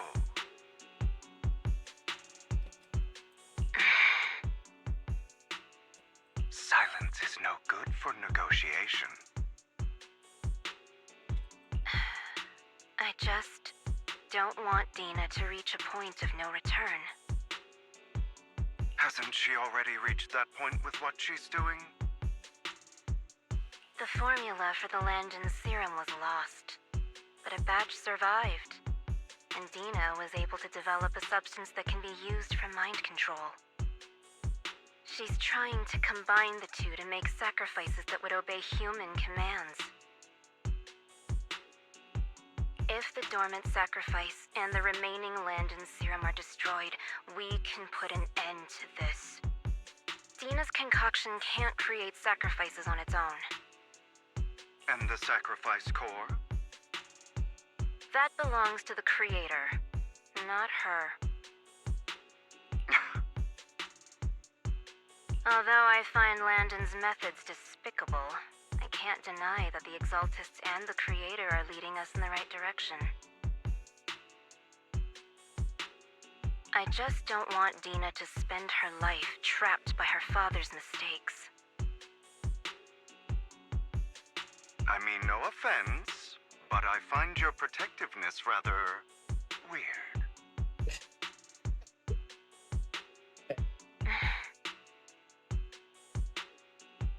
I will confirm the location of the dormant sacrifice and find the chance to relay the information to you. I do not want any of my people to be going into danger. As for the sacrifice core, I can only guarantee that it will not fall into her hands. As for how things will ultimately play out, The Creator will guide me. Wow, she is really motionless.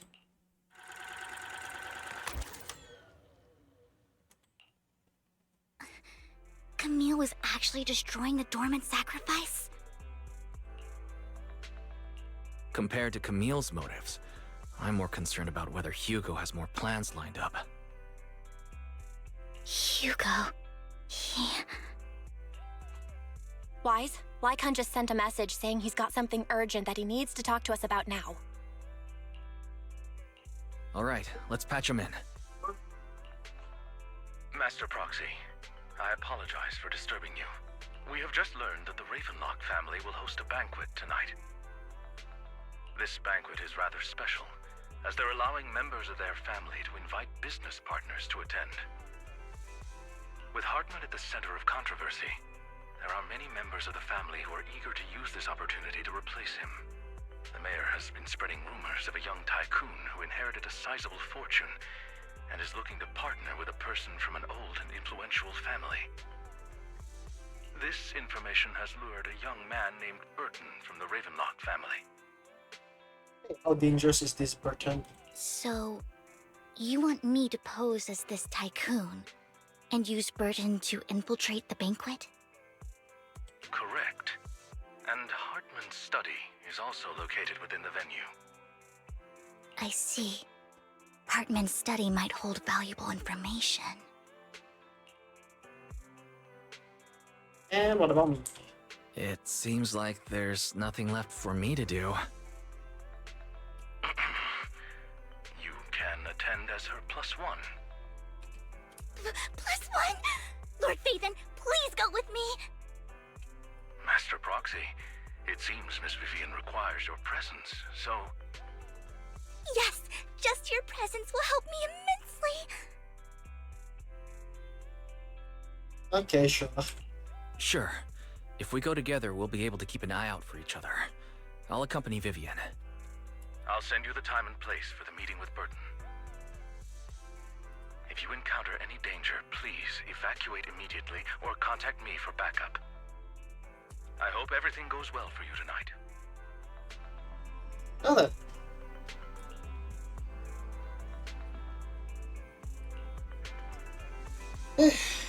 What's there to look out for?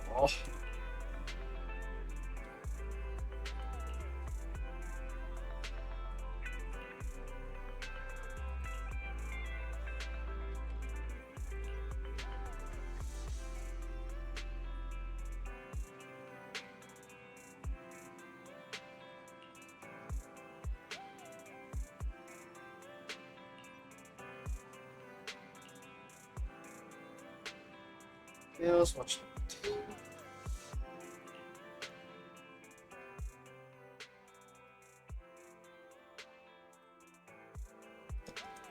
Okay, let's go.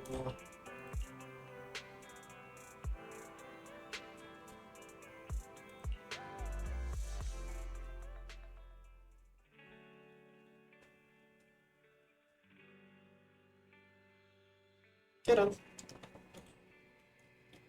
Let's go.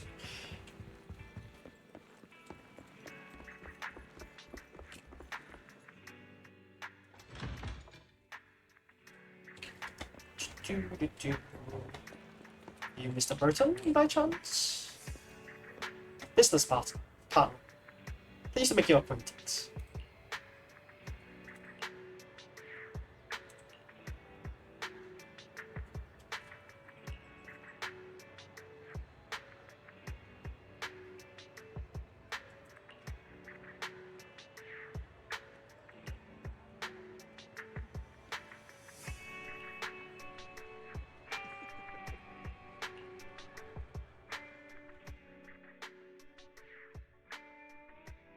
Checks, I mean, makes sense.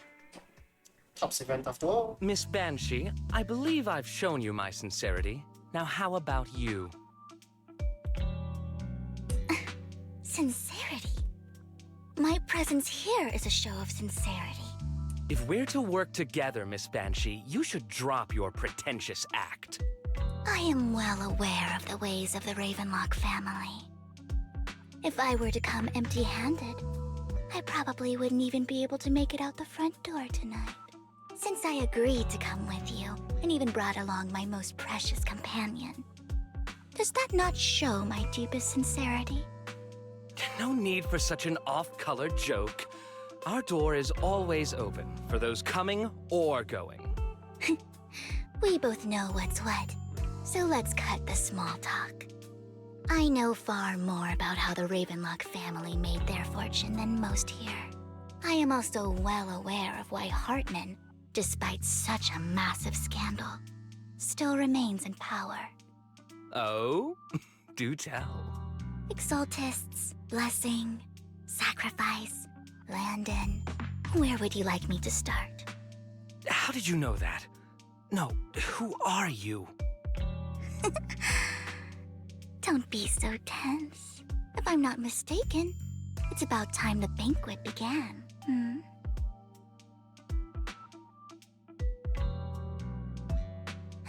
My companion and I are practically famished. Is this how you treat your guests? By letting them starve?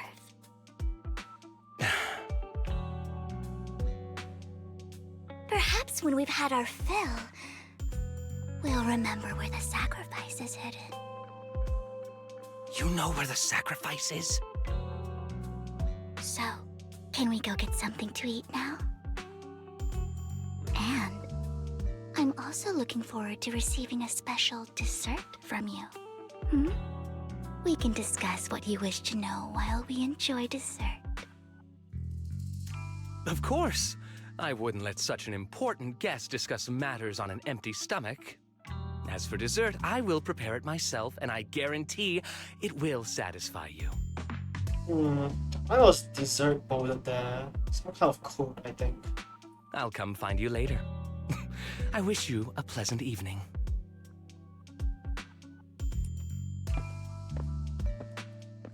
Need it. These kinds of people are exhausting to deal with. I really don't know how Hugo used to put up with it. Used to? Yeah, I'm Was just there like a special meaning to the dessert you mentioned just now? I thought he'd stay for longer, but he left once you said that. Hugo taught me that bringing up dessert in such situations is a way of telling the other party they need to offer more. Fortunately, that old fox Hartman is terrified of losing power. Fair enough. He's definitely keeping the destruction of the sacrifice and the fact that the sacrifice core is fake hidden from the other family members. Otherwise, Burden wouldn't have been so willing to raise his offer. Lord Phaethon, let's find Hartman's study when the banquet is at its busiest. All right. I've already taken note of the surrounding terrain. Once more people arrive, we'll enter the garden through the door in the corner of the banquet hall. Wherever you go, I'll follow, Lord Phaethon. Yeah, accordance. Open. Isn't this going a bit too well? Oh. The security outside of the manor is really strict, but maybe it's more lax on the inside? Just in case, though, let's contact Lycon. Right. Having some backup would be safer. Stay in Hartman's office. Let's check Hartman's recent correspondences for clues.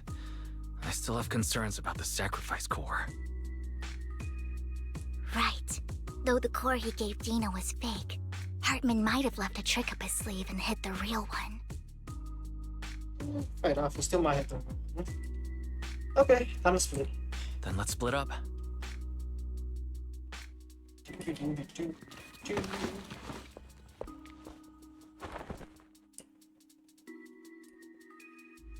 Esteemed guests, is the catering at the Ravenlock family banquet not to your satisfaction? So much so that these two distinguished guests felt the need to come to my humble office to scavenge for food. Yep, spot it. Unfortunate, but Don't want to come out? Well, after all, you don't have long left. Burton, that greedy idiot, fell for the mayor's trap. But I never expected that he would bring you into my territory. I suppose I should thank him. Otherwise, I would have had to go to great lengths to eliminate you. Vivian, Phaethon, give Hugo my regards. Tell him I shall be taking the wealth and power of the Ravenlock family for myself.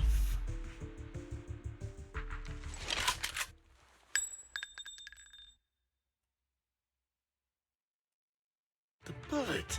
How? What's up, Hugo? Dear uncle, why must we be so distant with one another? You can just tell me what you want to say directly. Hugo! Impossible! You're... Uncle, you must know a Ravenlock will never stop until they get what they want. Did you really think I would be defeated so soon? When I had... You filthy bastard! You only know how to resort to these petty tricks! Petty tricks? Perhaps you'd like to know what I managed to accomplish using this faked death of mine, my dear uncle. So dramatic.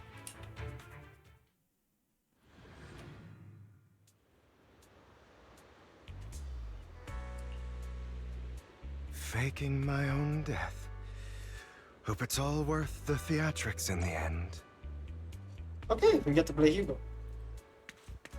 It was just to keep Hartman off my back, but maybe I went a little overboard. The manager must be pretty shaken up. I should apologize at some point.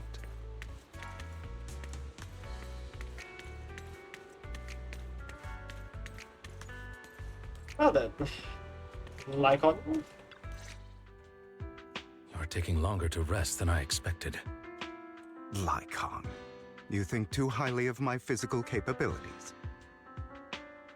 Well, thank you for your cooperation. I must say, if nothing else, at least your acting skills have improved. Why do you look so angry? You should be happy. We pulled that off together with flawless teamwork and managed to fool everyone. Drop your foolish facade. I'm glad you still remember the code we set all those years ago. And thank you for ensuring your sleight of hand didn't deteriorate. Oh, right. I should also thank the blood bag hidden in my clothes and our other props. Do you remember when we last used this trick? It was probably ages ago. Sometimes I really don't understand you. Have you never thought about what the consequences would be if I didn't understand your code? If I decided against helping you? Or if I just couldn't control my strength properly? You'd understand it. Of course. If things really did go awry, I had alternative plans. You wouldn't be so arrogant as to think I'd bet everything on you, would you? You're insane. Sounds like a certain gambler I know. Aw, I'm flattered. So what exactly is the purpose behind all this? Surely after going to such great lengths to erase your own existence, you don't just plan to hide here and reminisce about the past with me. Don't try to brush this off. I've already helped you enact your plan. Tell me the truth. Don't get your tail in a twist. I have more plans that require your assistance, so naturally I would not hide anything from you. Simply put, as things stand, whether as Hugo Vlad or as Mockingbird, I am doomed to die.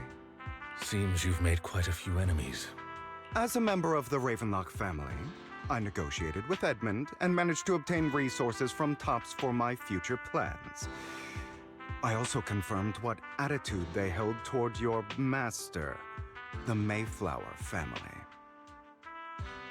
Meanwhile, I used my identity in Mockingbird to strike a deal with Hartman and gather information on their collaboration with the remnants of the Exaltists. That's where I got my intel on what Bringer left. Oh, great. Oh, by the way, the crime declaration letter that your dear mayor received, that was also sent by yours truly. He's probably figured that out by now, right? Though the mayor learned about the sacrifice attacks through his own means, but lacked an opportunity to take action. That warning letter was precisely what he needed. You aren't hopeless yet. How delightful. In short, I'm more well-informed than your lot because I get around, dealing with all these different important figures. But of course, it comes at a cost. It's only fair. After all, you can't hide the smoke from a wildfire. Rather than trying to carefully tame it and risk setting yourself alight, it's better to let it burn free. When I helped you put on your little act, killing you in front of everyone, you left the sacrifice core to Hartman. That was intentional too, then? Oh, yes. And it worked like a charm, didn't it? Now no one cares for me anymore, and all eyes are on Hartman. A perfect situation for keeping the Ravenlock family in check while dealing a cutting blow to the Exaltists behind them. Another crucial point is Vivian and Phaethon. I must sever any ties they have with me or Mockingbird. Although I feel bad for Phaethon about what happened, but it had to be done. That's the only way they would be safe, allowing the plan to continue. I noticed that you never turned your blade toward Master Proxy. So, those words you said back then were also... I will bloody my hands. I will carry the weight of my sins. I will become the Abyss. Obviously, it was all an act. My acting has always been impeccable, as you know. Hugo, you're taking such a tremendous risk. Why? Would you believe me if I said it's for justice? But unfortunately, it's not. I want revenge on the Ravenlock family. And I will make sure that despicable excuse for a human being, Hartman, suffers a slow, torturous end. Of course, I also promised Vivian that I would help her investigate the whole thing with the Exaltists. That's all. You don't look too good. Is it your wounds? No. This is the first problem I plan to resolve. Lycon, do you have a place that is sufficiently discreet, quiet, and can take a lot of damage? Or something?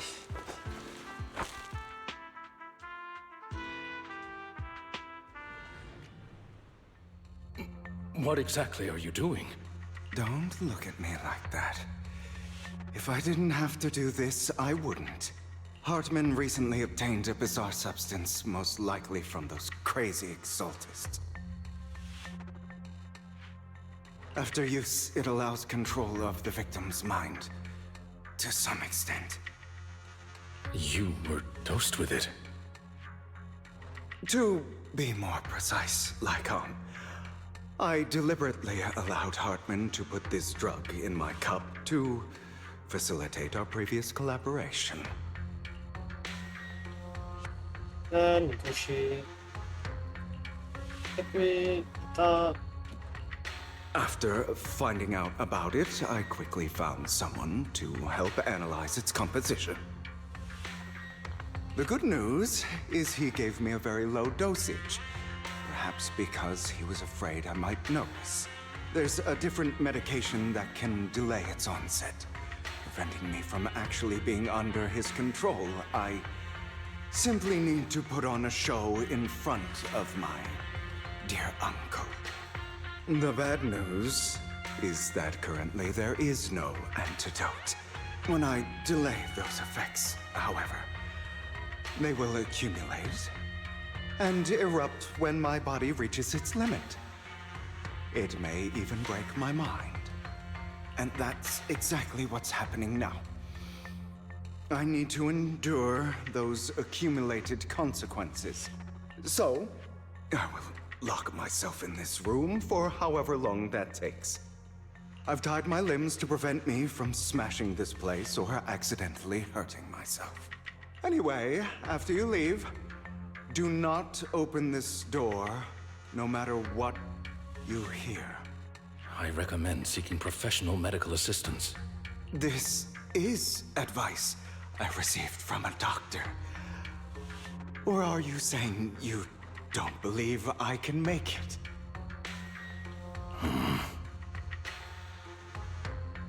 So, I can't. Very Come find me here at the scheduled time.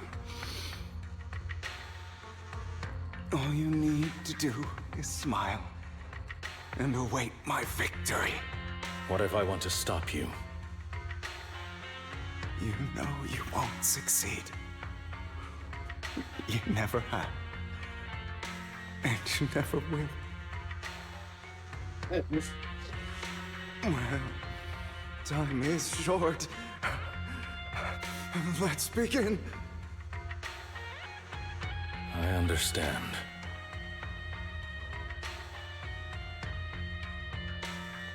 Don't die, you stupid bastard. Don't die, you stupid bastard. There are still bros.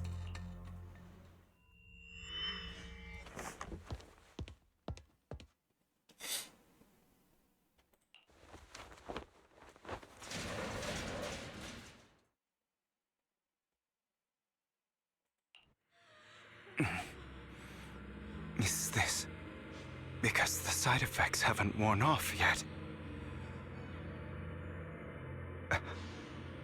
Lycon's late. I'm surprised. Or is something wrong with time itself? Looks like someone's over there. Might as well go ask. Hey.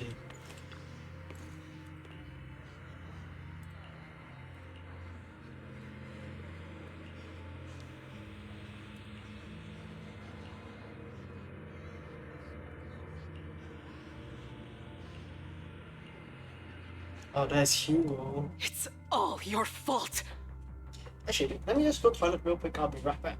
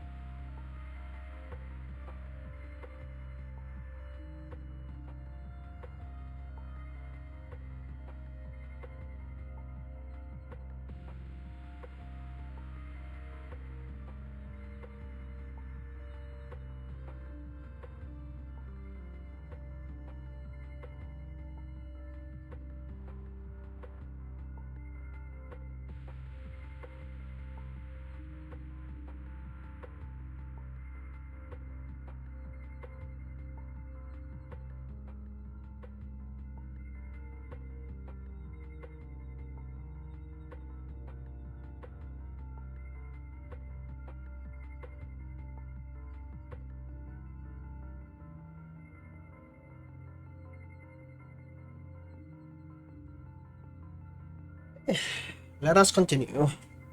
I wish I had never given birth to you! Damn.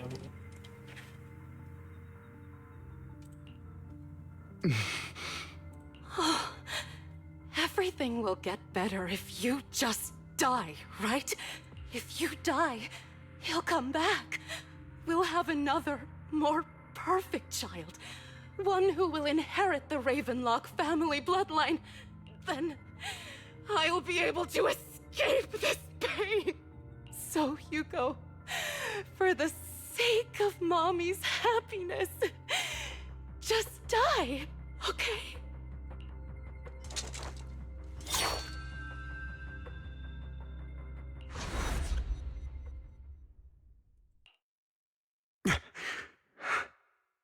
Oh wow. So, I wasn't awake yet after all.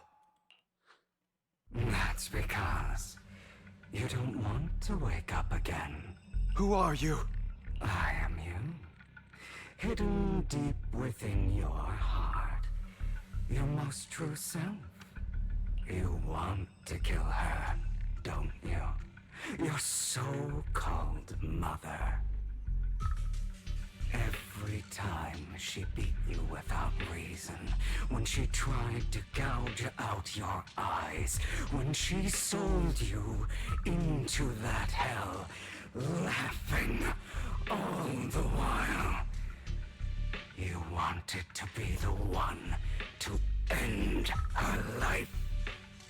Why not admit your hatred? As you are, you can hunt her down and make her pay for the living hell of a childhood she made you suffer.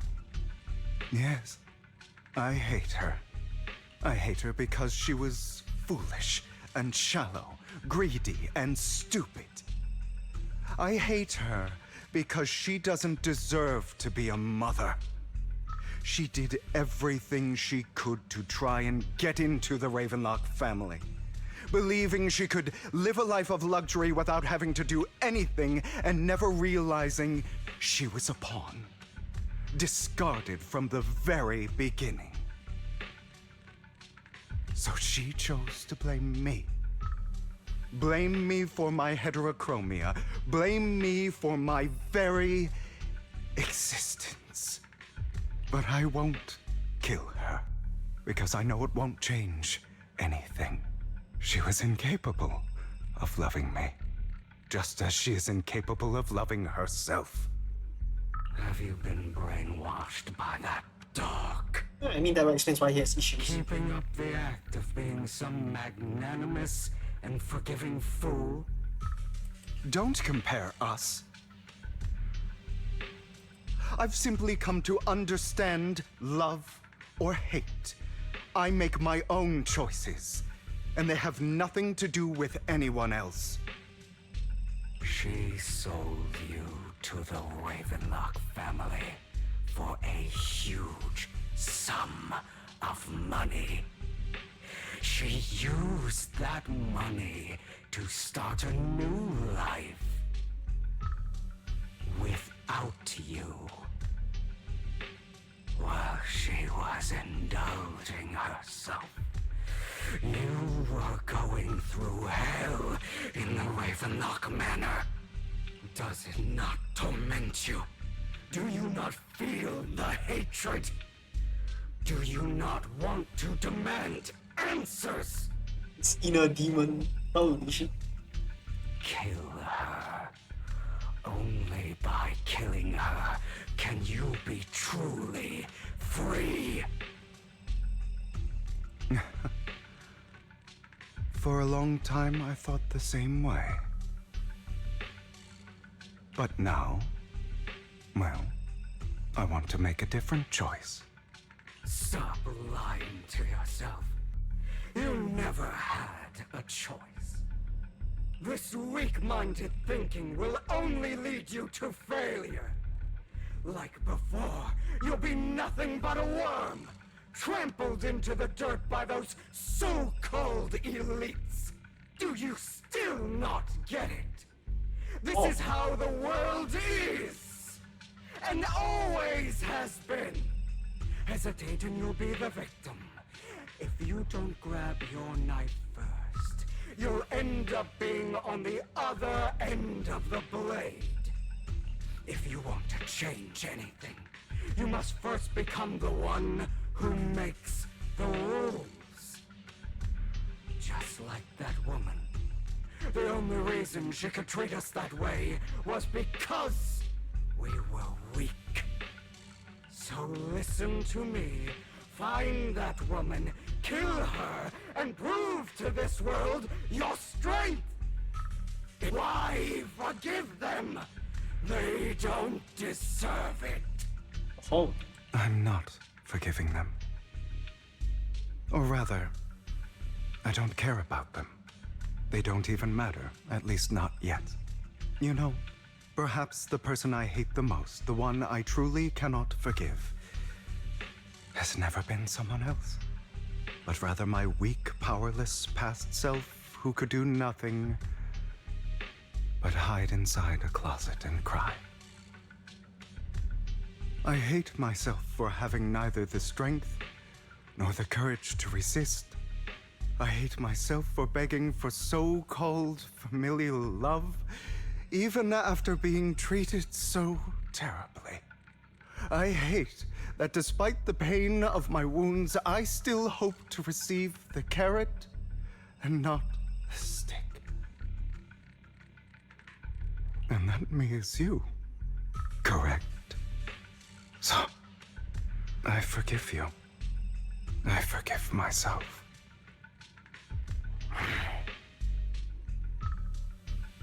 You'll regret this, fool. Your pretty words mean nothing. You will ultimately return here to me. Oh, oof.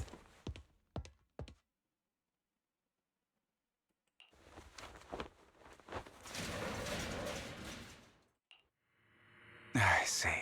This is still an illusion.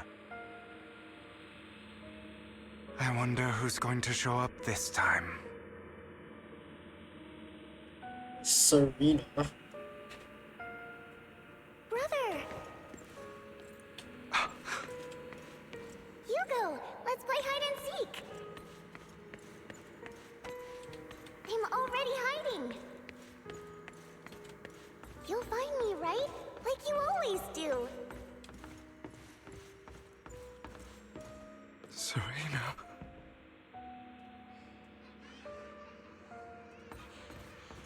You're looking in the wrong place. I found an even better hiding spot this time. Harder to find than any place you showed me.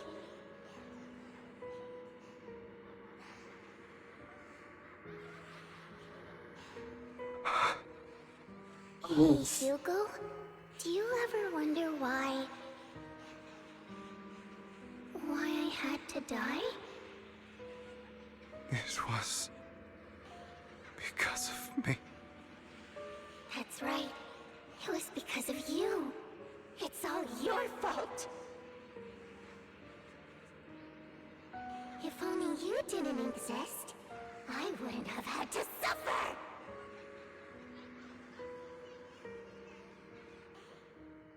Kidding.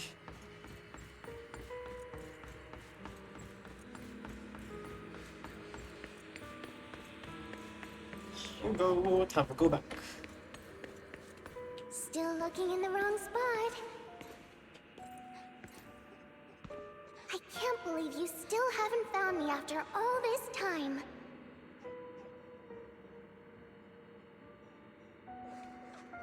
Have you forgotten about me?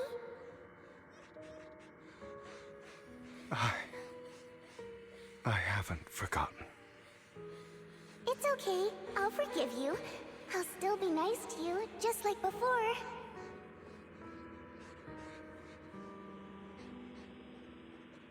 I was the only one who was ever nice to you, wasn't I?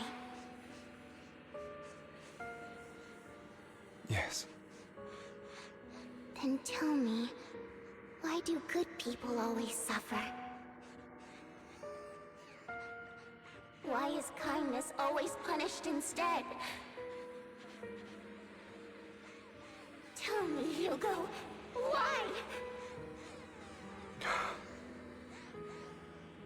Hey, Hugo, are you lost? Go back the way you came. I left you a surprise there.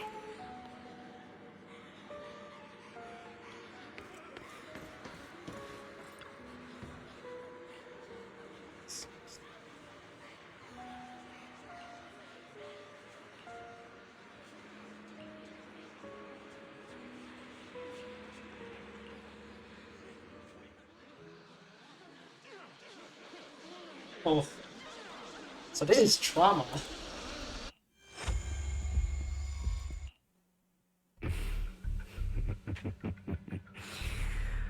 I told you that you would eventually return.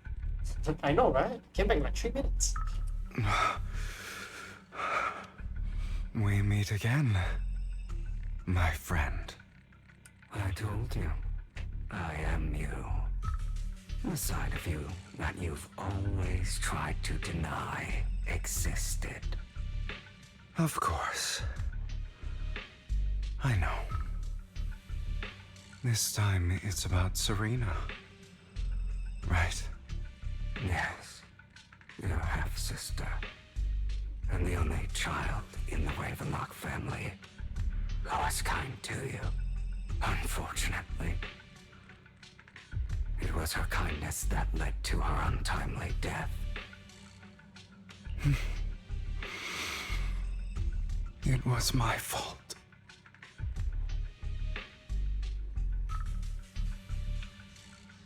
I don't like the way you blame yourself.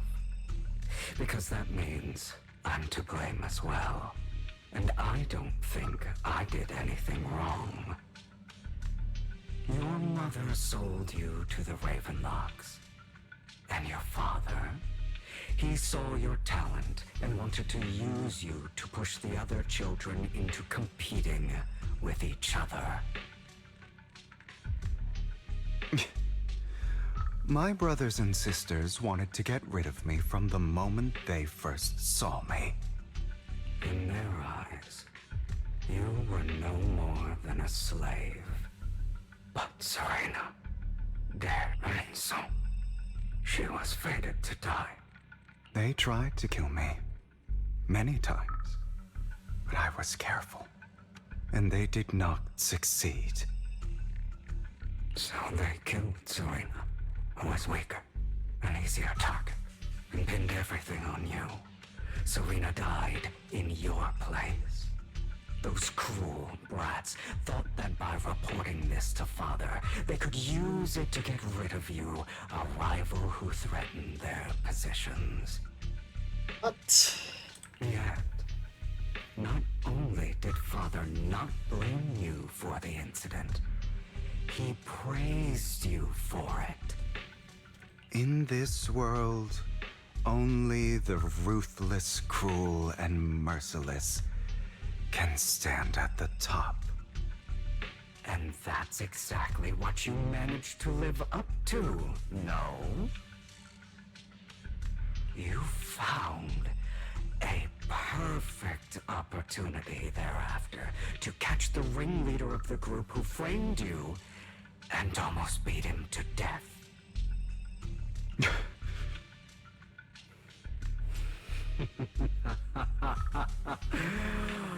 Oh, you should have seen the expression on your face back then. Oh, crazed and manic with utmost delight. I don't remember that.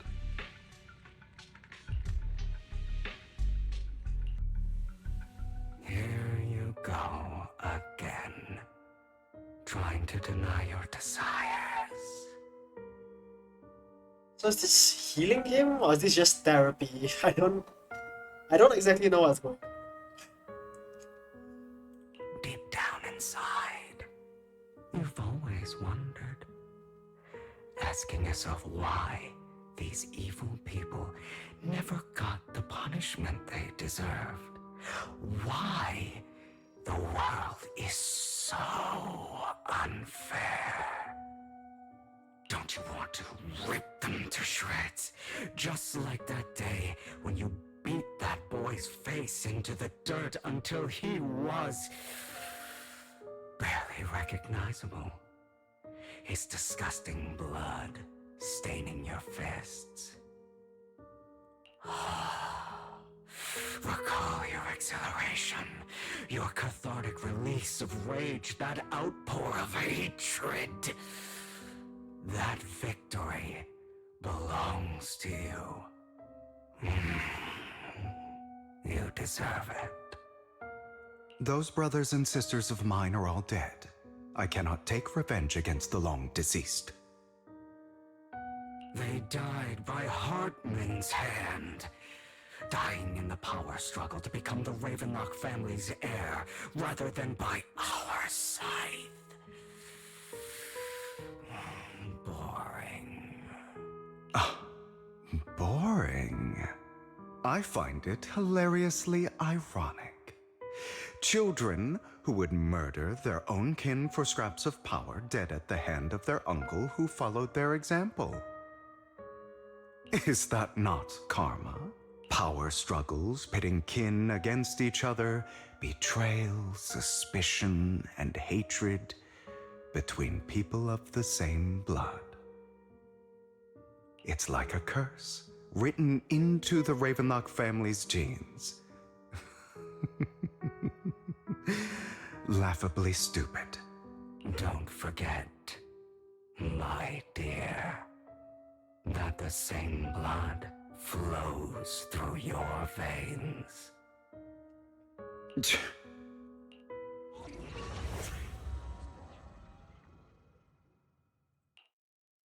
That's right, my dear nephew. No matter how much you deny it, the blood of the Ravenlock family flows through your veins. Survival of the fittest. Only the strongest deserve to live. Only the strongest deserve to rule. This is the path of success that has led the Ravenlock family to victory countless times. A blessing and a curse etched into your flesh and blood. As long as you live, you'll never escape the mark of family. You are destined to one day become someone like me, like your father.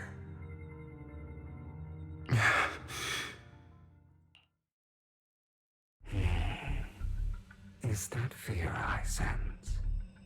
I can see you trembling. Why does the Ravenlock bloodline terrify you so? I won't become like my father. Never. You won't become a failure like him. So relax. Our power eclipses him, and so does our ambition. So, do not deny your own desires. Do not resist your own ambition. This is the talent you were born with. The best gift fate has ever given you. Admit it. Deep within your heart lies a spark, yearning to ignite a raging inferno that will burn everything down. And I am that spark. I release the inner demons.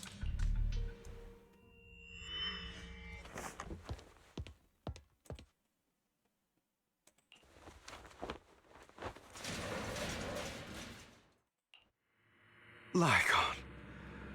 Something tells me this is Never stupid. thought I'd be this genuinely thankful to see you.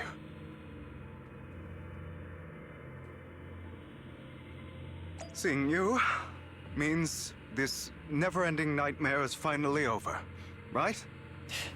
No. That's probably not. Yep, there he is.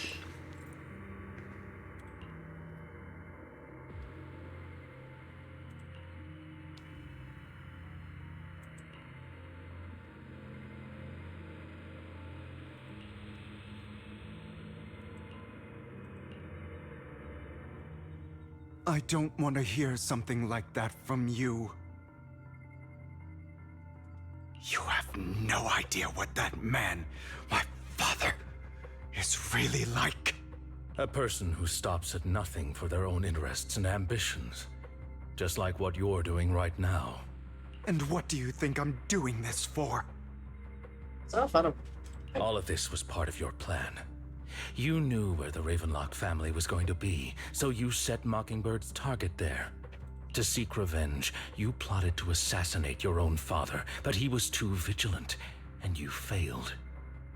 After almost being assassinated, your father was furious and locked everyone in the hall, but was unable to find the assassin. And what a coincidence that a hollow disaster just occurred in the vicinity.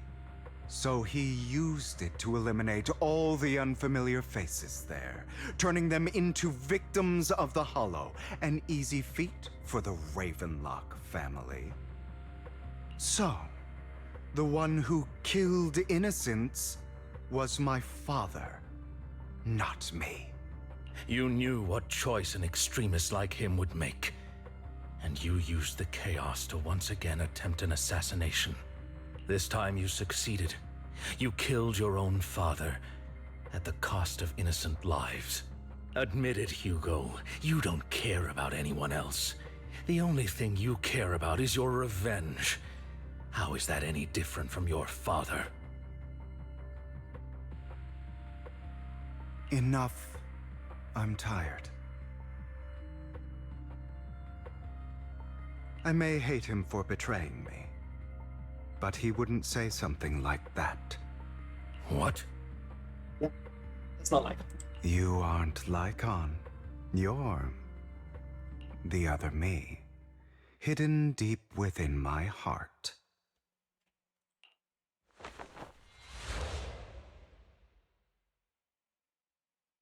Yeah, obviously. I've been waiting for you. It seems you've already grown accustomed to this place, even turning the tables on me. Just as you said, you are me, and I am you. There's no such thing as having an advantage over oneself. We are ultimately one and the same, forever inseparable. Then you should know what I want to say. When you and Lycon split, you didn't even try to clear up the misunderstanding, didn't deny or argue against what he said. Because you realized that deep down, he was right about you. You just hadn't acted on it yet. Some people live only to bring more suffering into this world. Sometimes, murder is what brings justice back into this world. For that, I must stain these hands in blood. That's right. Just like what you said before you faked your death. Were those words really just an act? To slay the dragon, you must first become one with sharp claws, rending fangs, and strength enough to destroy anything. You know the truth better than anyone. If you hadn't hesitated, and instead seized the first opportunity to kill your father, none of what followed would have happened. Innocent civilians wouldn't have died.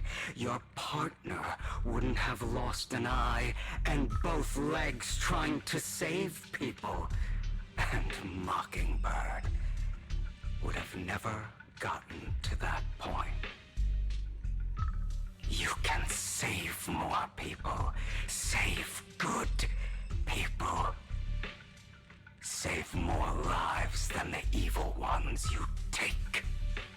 I've spent countless hours in regret over that incident. So why not submit to your true nature? You want to be the judge, jury, and executioner of this world. And you can. Punisher reference got. We continue. I wasn't responsible for Father's death. The true mastermind is my uncle, Hartman. His schemes to kill the head of the family were all so he could take control. Mockingbird was simply unlucky enough to get caught up in it. So, for a behemoth like the Ravenlock family, with its roots so deep, a single person's death, regardless of who that person is, wouldn't change anything. Of course, whether it's Tops, the Mayflower family, or even the entire world, it's actually all the same. I refuse to be dragged down by pointless hatred any longer. You foolish, stubborn idiot. Do you understand the power of hatred? Have we not come this far precisely because of it? Or are you going to follow Lycon and Jack's twisted logic? Come on. You don't actually trust anyone? Otherwise, why would you hide this whole scheme of faking your death from them?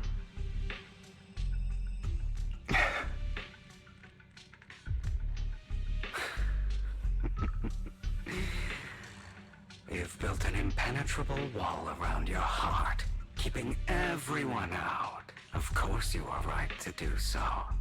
No one in this world can be trusted. Always. All you'll receive is hatred from your own blood and no love. Suspicion from your companions, and betrayal that comes all too easily. But the most ridiculous thing is that you want them to trust you. You stay silent and long for them to notice your suffering. You yearn for your companion's understanding and trust. Idiot. That's why you are incapable of exploiting them for your own ends. You care about their safety even more than your own. But remember, only the weak need companions. And we are children born from hatred. We are different from them. I will never be like them, and I don't need to be. Come, let me show you what powers we can wield. But you are me. And I'll never lose to myself.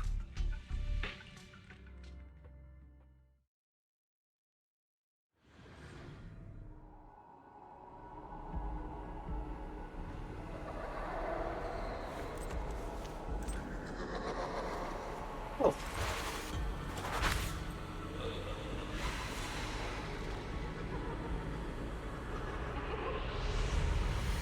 Hi there. Okay. EX hits a stunned enemy, totalize. Skill damage, triggering totalize, enemy will come from stun, daze. Wait, what?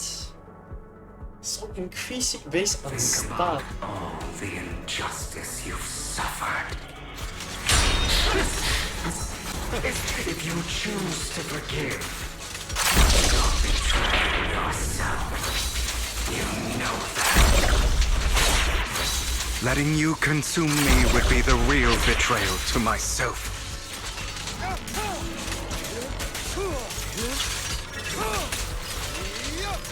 Trying to run, are we?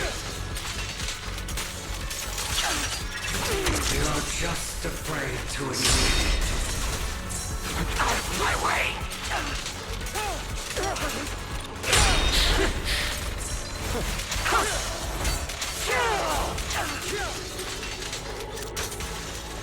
hold it at the end there. Beg for mercy!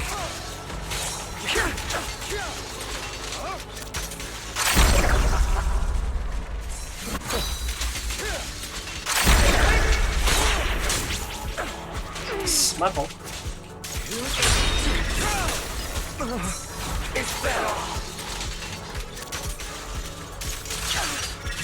You're too scared to face your true self and what you truly desire.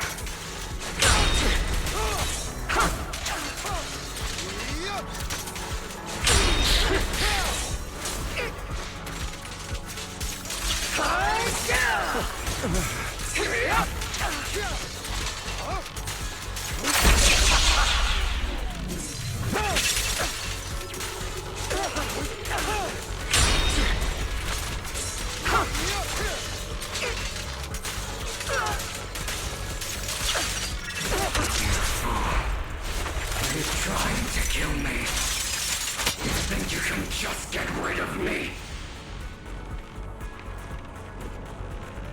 Without me, you are nothing.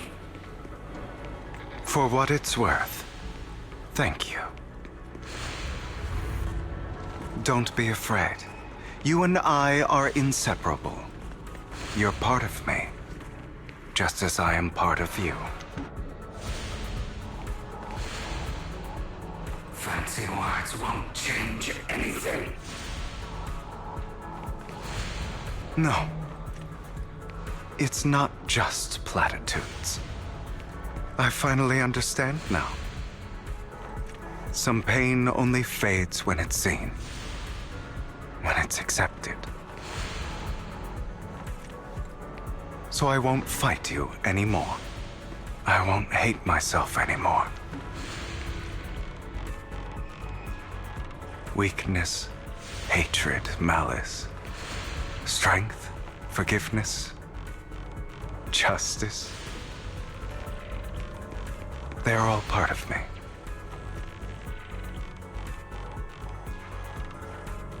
Hell yeah. No malice. No aggression.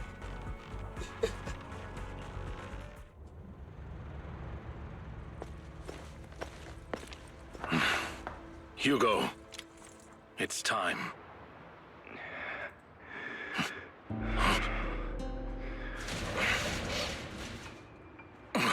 Hugo. Hugo, you... Did I scare you? I made it through. I won. No praise for me, my dearest partner.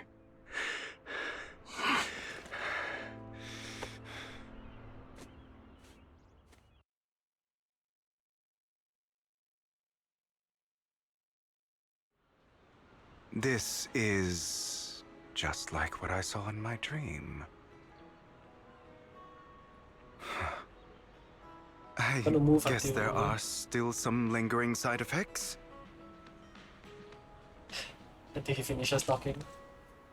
I guess he finished talking. Okay. Ah, my former partner. You're still as punctual as ever.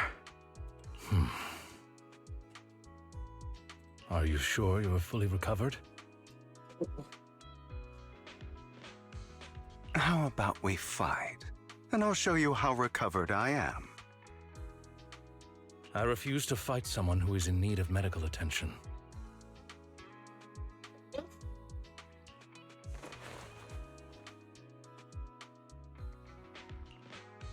How thoughtful.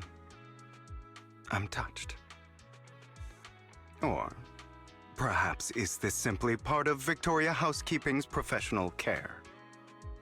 I'd rather you not starve to death. Both. Not to your liking. I'm fairly certain this is the same kind as before. No. I've just gone too long without food. It feels a bit uncomfortable. Either way, thank you. Now tell me, what exactly happened in the warehouse? Just going a bit crazy from... you know what? Were you expecting anything else? But... I did have a very long dream. A dream about many things from the past. If I had to put it into words, it would be like giving myself psychological therapy. Ah. You seem like you could benefit from some too. How about it? Want to book a session with me? Trust me, I'm a pro. Seems you really have recovered. Well, of course. I'm feeling pretty great right now. Like I could argue with you all day on every petty detail of who exactly was in the wrong back then.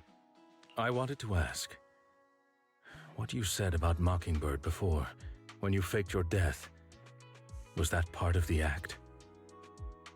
Was it true? He needs to know. You mean the part about how Mockingbird has never really changed anything or saved anyone? I didn't expect you to still be so hung up on this. Interesting. After all, it was you who chose to betray Mockingbird. Just as I said before, I never considered Mockingbird a failure. Perhaps Mockingbird deviated from its origins, but it has its value. You shouldn't reject the things you've done, or Mockingbird. I have contemplated this before. Yes, Mockingbird has helped some people and has genuinely managed to cause trouble for those who abuse their positions of power for evil. Yet those in high positions still possess immense resources, and the people we helped remain destitute and suffering, willing to become slaves to those in power for scraps. But just as you said, even if what we did was childishly idealistic and flawed, as little as we actually achieved, even the slightest change is by no means meaningless. Nothing holds more value to me than Mockingbird.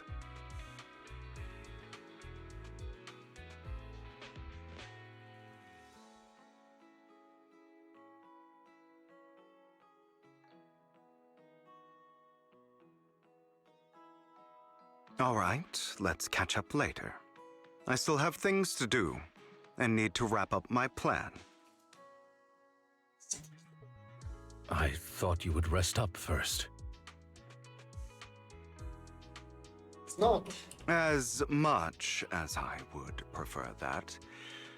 My dear uncle and the Exaltist fanatics likely would not give me such an opportunity. If all has gone to plan, the fish will have taken the bait already. And if everything goes very well, I'll soon have solid evidence of the Ravenlock family's crimes. Well then, thank you for your assistance, former partner. Let's part ways here. I'll go with you. Lycon, surely you don't think that because I just recovered, I'm too weak to deal with those useless fools. Hartman's actions will disturb the safety of New Eridu. As I serve the mayor, I should intervene. Very well, whatever. Let's go. And don't slow me down.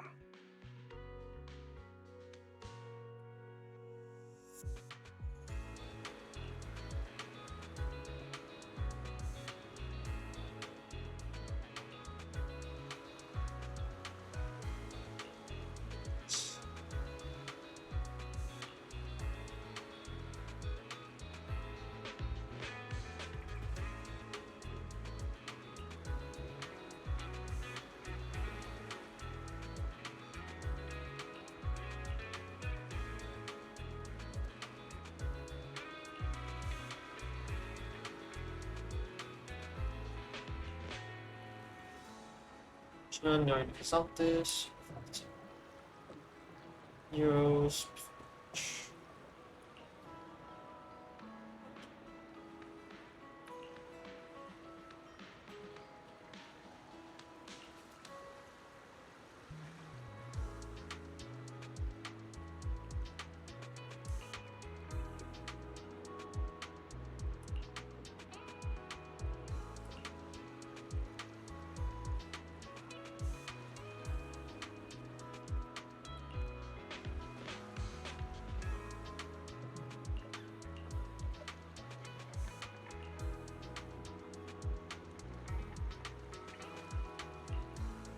I mean, sure.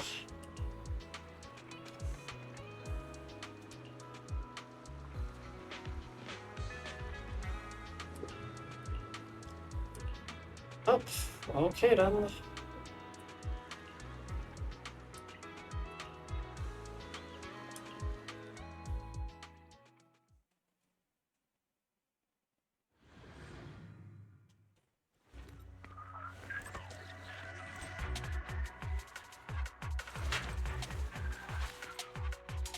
I'm sure you've heard about the missing workers from companies under the Ravenlock family, too.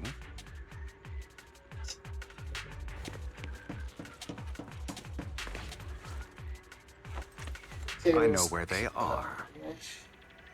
Oh, you do? That's interesting. Let me just water. Let's begin. There was so much dialogue, holy shit. Okay, let's begin. Those are Ravenlock's men. The workers with them are the victims who were tricked into going into the Hollow. Hi.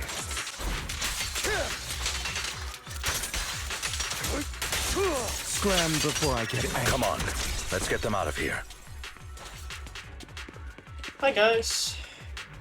How you feeling?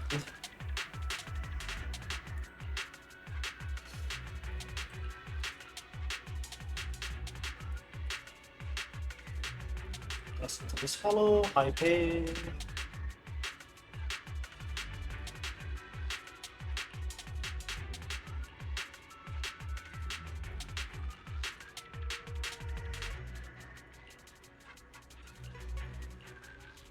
Okay then, get out of there guys. Bunch of nobodies. Annoying as hell. Kill them!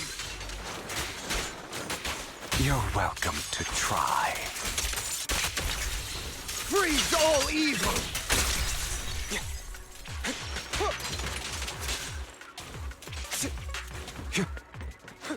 So he uses a knife. And Julian's kicks. More workers here. Interesting. Okay. Okay, go, go, go.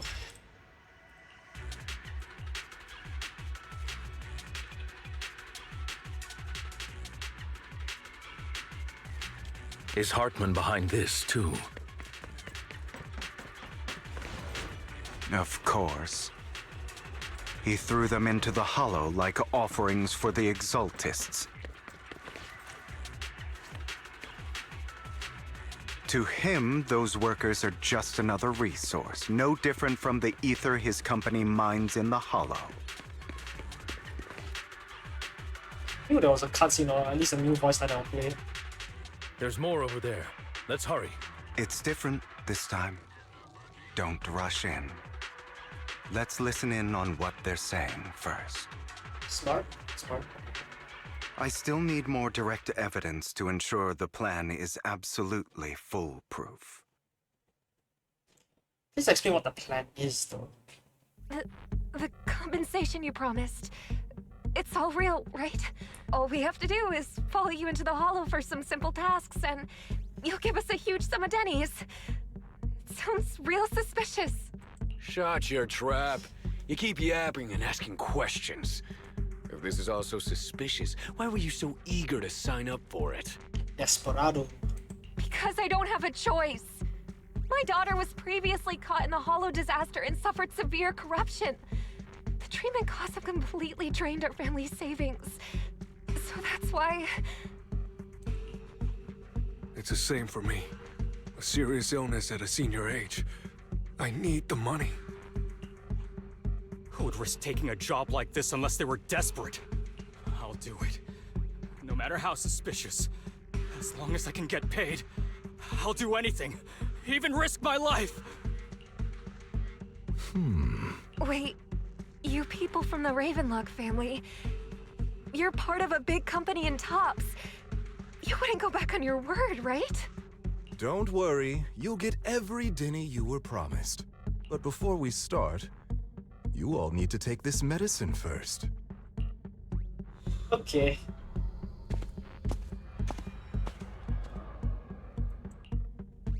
Bro, should we really be doing this already? These workers keep talking. We're wasting time like this. And the sooner they take it, the sooner it'll be over. Consider it an early release for them. What? You didn't say anything about having to take pills before. Look, this is good stuff, all right? It'll increase your ether aptitude. There's tons of people who'd kill for something like this. Exactly! You'll be working in the Hollow for several hours. This is essential medication. You have to take it before we continue. If you refuse, then you can forget about the job. Of course, you won't receive the compensation either.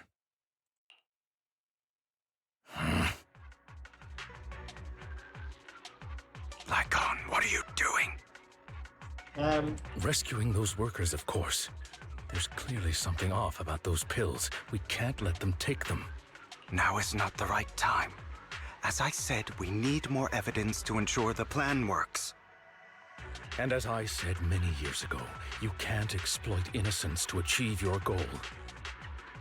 So that's how you see it. If that's not what you want me to think, then explain everything to me.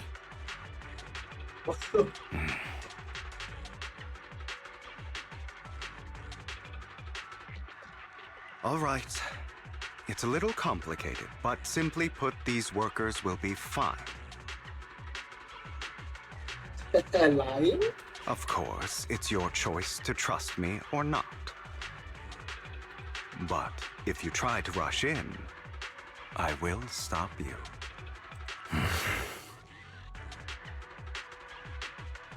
I trust you. Shouldn't have.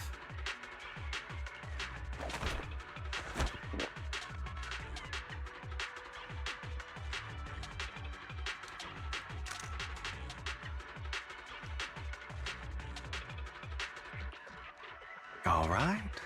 That's the evidence. Now we can go and beat them into the ground as much as you want. Okay, then. Don't forget, you owe me an explanation. Also, don't overdo it and kill them, even if they're the worst of the Ravenlock family. All right, Your Holiness, Saint Lycon. Oh, righteous. Who the hell are you? Why don't you take a guess? We're the ones here to stop you.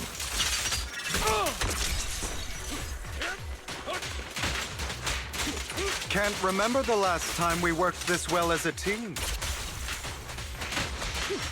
Your legs, how are they feeling? I'm fine. To be honest, I think I prefer the way you used to fight.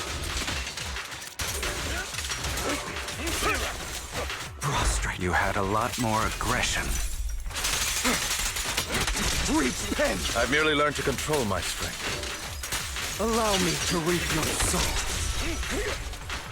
When I need to be aggressive, I will be.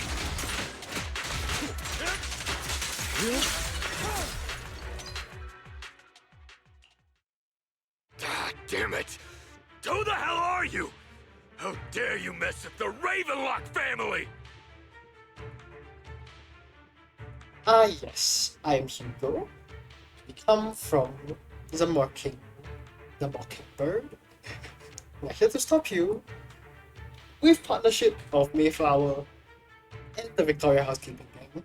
Ravenlock. Savor the name while you can, for it will soon cease to exist. What's that supposed to mean? It means exactly what I said. I think this might be good for you. Sever your ties while you can. You still have a chance to walk your own path.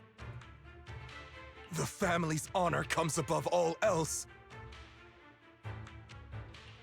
Is that really what you think?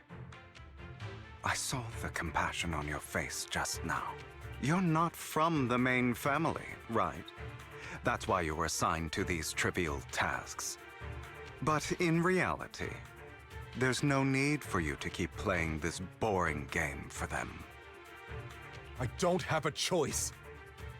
From the moment I was born into the Ravenlock family, You always have a choice, if you're willing to act.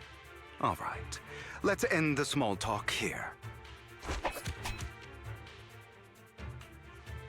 Don't worry, Lycon. I didn't hit them too hard, just enough to keep them quiet.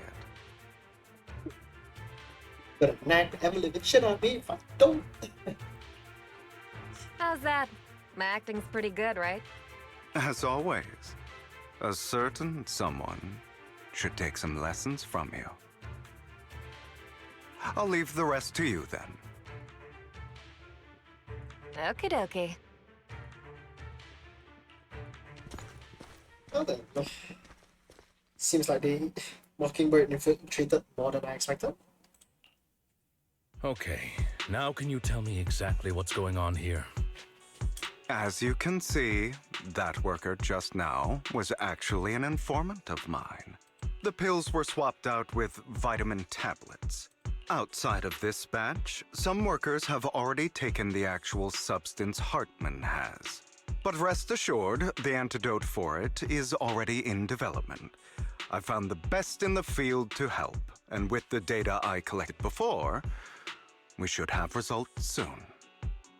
I wanted to ask. The reason you decided to lock yourself in a room and endure the effects of the drug. Besides getting evidence, it was also to collect data on this drug in order to create an antidote, correct? It seems you're not completely beyond hope. I thought you were just being stubborn. Sometimes I wonder if you know me at all. Then, I have one last question. Why did you never tell me any of this back then?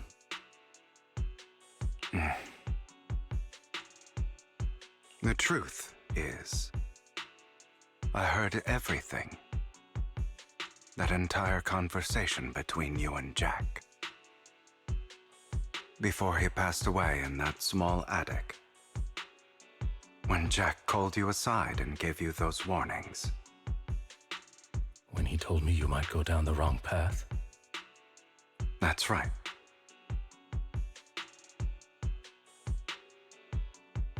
You never said anything. What would I even do?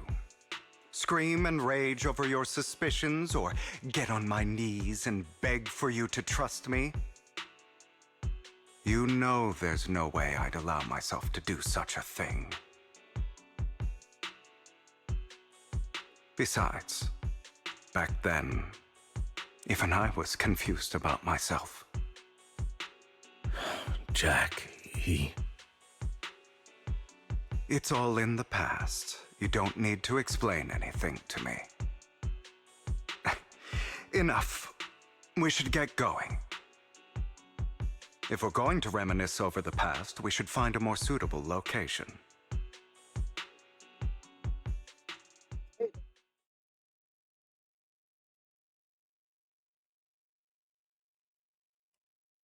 Lycon? That incident back then. It was a scheme Hartman devised to take over the family. I did indeed attack my father, and I thought he was dead. But he wasn't. I couldn't kill him. And even before that, if I hadn't hesitated, none of what followed would have happened. Even now, I still think they deserve death. But I no longer care to personally deliver that fate.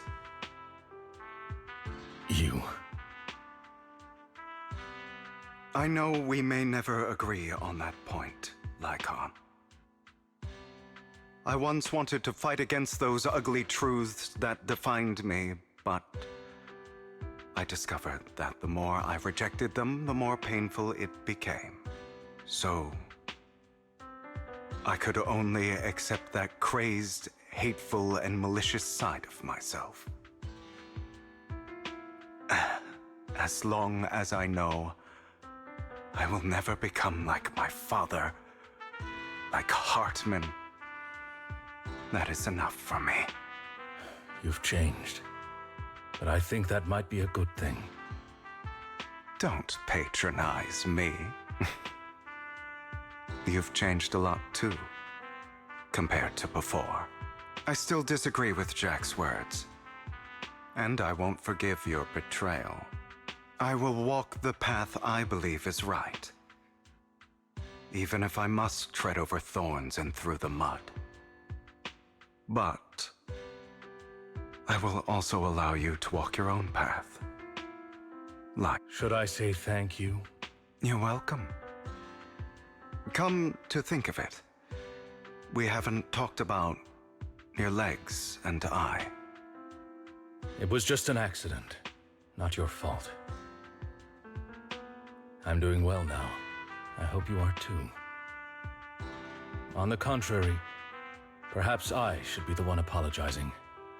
I misjudged you. I used to think you wanted power, that everything you did was for your own ambitions. I thought you wanted the power to pass judgment on all in this world like a god. I am a god. I am my own god. He's a noble narcissist.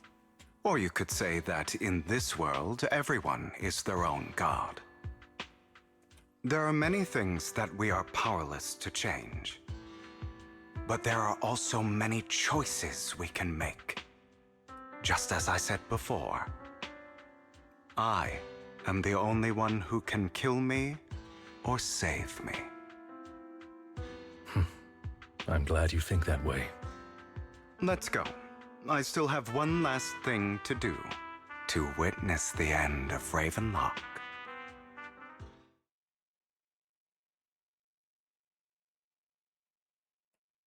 You really think you can take my place if I die? Never, you filthy bastard! Oh right, I forgot that's where we left off from. Your little tricks mean nothing. As long as the Ravenlock family stands, I can still get back on my feet. You still don't get it, do you? This was never about avenging my father. And I don't care about taking your place. I didn't come this far just to kill you. That'd be pathetic. Right on cue. Why don't you take a look at this, Uncle? On behalf of TOPS, I'd like to clarify that we had no involvement in the Ravenlock family's actions. TOPS is officially terminating all partnerships with the Ravenlock family, effective immediately. We will have no further affiliation with them. Are you crazy? What the hell do you get out of ruining the Ravenlocks? You want to be a petty thief forever? Thief? Oh, Uncle. Allow me to reintroduce myself. I'm the name people whisper about. The one who robs the rich and gives to the poor. I'm the master con artist who can fool anyone, anytime.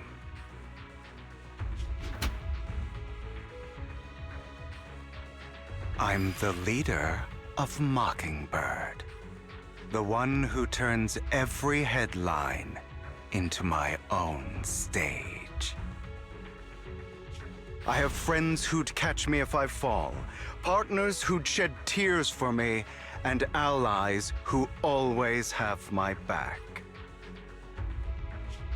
I am Hugo Vlad.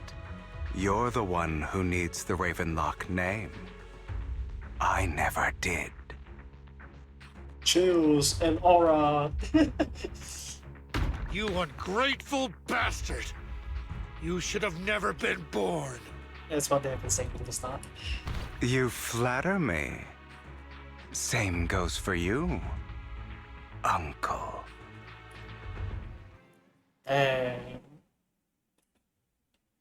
You've done well, Vivian.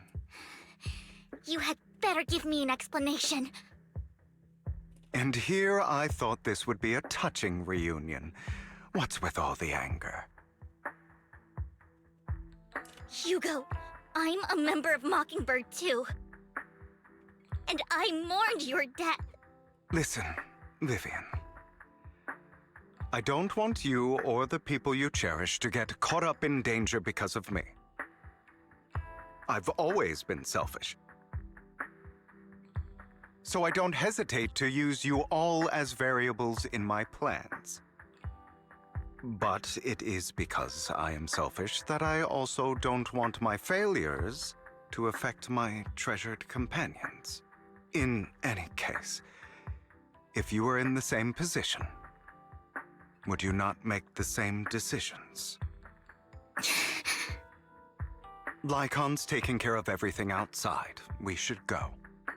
Also, Wise, thank you. And I'm sorry for the whole act where I threatened you. It was the only way for Hartman to drop his guard against you and leave you be. I, Hugo Vlad, am forever indebted to you.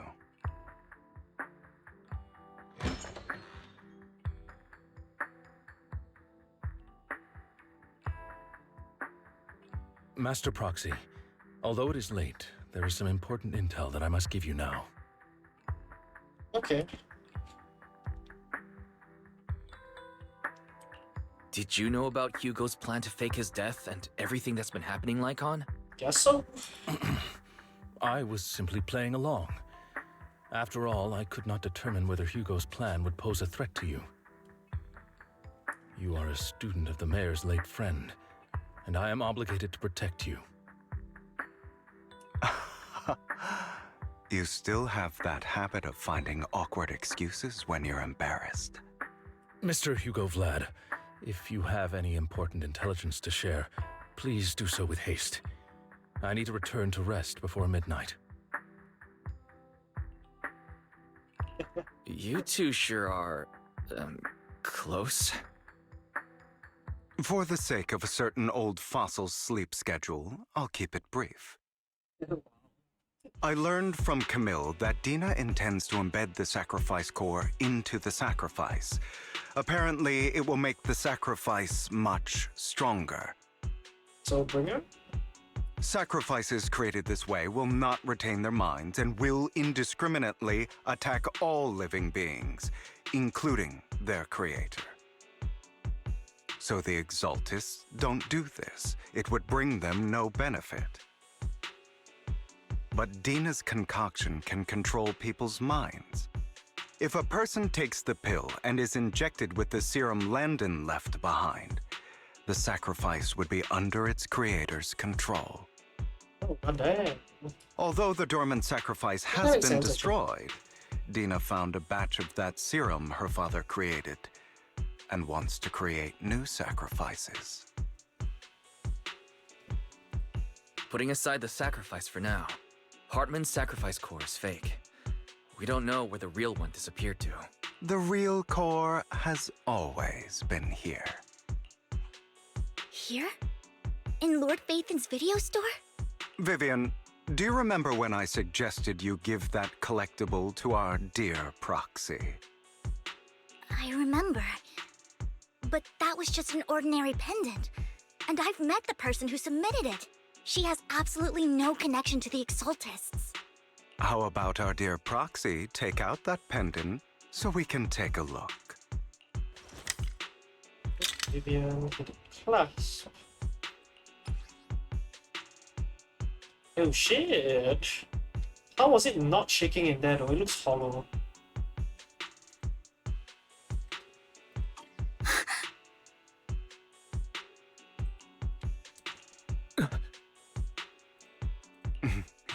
I'll take your surprised expressions as a compliment for my little trick. I will hand over this core to the mayor as agreed, since he fulfilled his promise to protect Vivian and the manager while I was pretending to be dead. I won't go back on my promises. No wonder the mayor would promote rhetoric favorable to Mockingbird. I can't believe I thought he was actually being sincere. Since we have the sacrifice core, all we have to do now is stop Dina from using innocent people to make more sacrifices. Yes. And we need to destroy the last batch of Landon's serum. Hopefully with no options left, Dina will give up her obsession. All right. That's the important stuff. I'm going to go and confirm where Landon's serum's been stashed. I'll contact you again once I have something.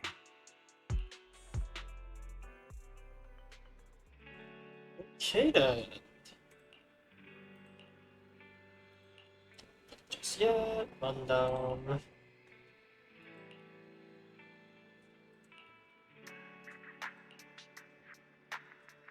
Then paint in flash, preserve true darkness hour before the... Okay.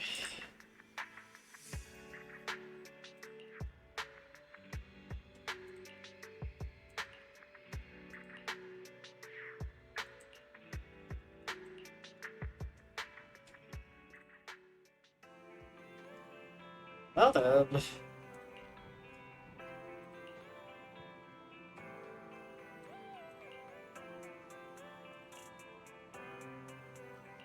Okay, let's go.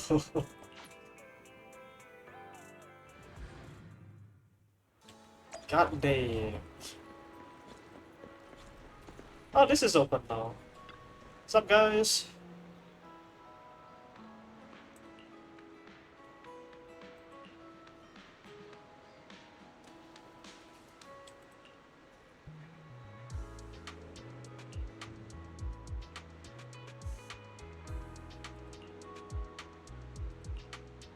Okay, let's go.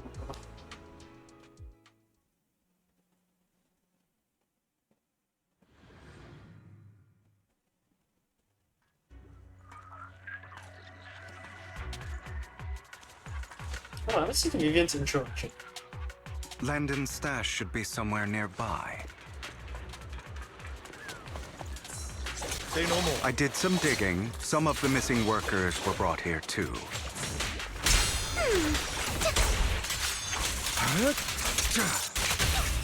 Dina's getting ready to make her move.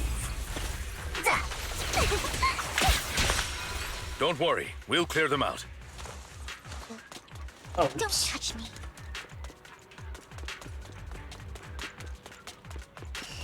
They're trying to destroy the goods! Stop them!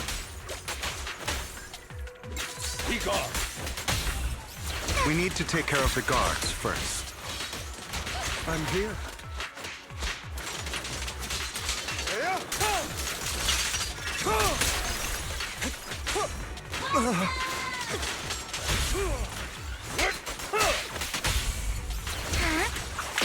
Some of the serum is stored in this warehouse.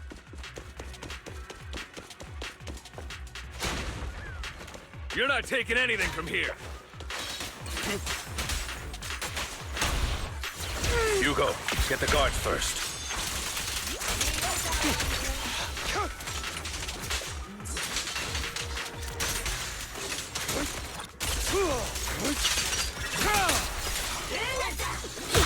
Understood.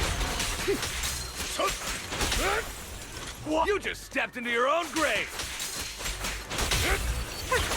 Boring at home. Fools. Any obstacles!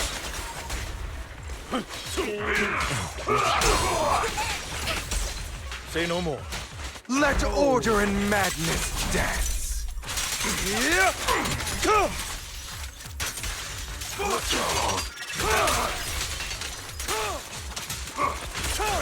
Freeze all evil! Oh, give it the totalize. Not worth my time.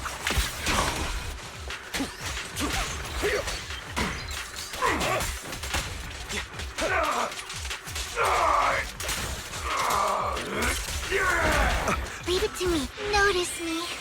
Lord. Okay, that's unnecessary, but okay. Understood.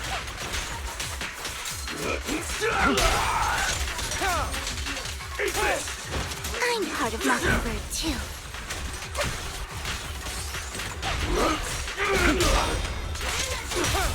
Stay calm now. Heads for flowers that bloom in the abyss. Allow me to reap your soul. Oh my god, the totalized damage. Jesus. More of Landon's serum survives than expected. Fortunately, since they're still here, it means Dina hasn't executed the final step of her plan. There's likely a lot more stashed around here, and we have yet to locate the missing people. Our actions here won't go unnoticed. Perhaps they're making plans to deal with us on their side. With Landon and Dina's concoctions combined, she may be capable of creating a sacrifice that obeys her. If it comes to that, this will get far more troublesome. Okay. How about we split up? Hugo and Lycon will destroy what remains of the substance around here, and Vivian and I will go search elsewhere. Very well. Let's go with your plan. But be careful if you encounter Dina and her people. So I only have Vivian. According to Camille, she's absolutely obsessed with completing her father's dying wish. Who knows what she may try? Let's part ways here for now. And perhaps the other manager could use Eos to guide us. Sure. I've been feeling way better these past few days, so just leave it to me. It's only now that I realize how fortunate we are to have two Lord Faithins. Yeah, but I feel like our work's doubled. In the past, Wise and I would only ever work on the same route. Greater power means more responsibility. And in any case, I'm sure the mayor would be able to provide double compensation. He's a very generous person, after all. Right, Lycon? I will request additional compensation from the mayor. Thanks, Lycon. It's not about compensation. It's just... I'm still not used to us being separated in the Hollow, so I'm worried about Wise's safety. Oh, but I have no doubt in your abilities. I just haven't gotten used to it yet.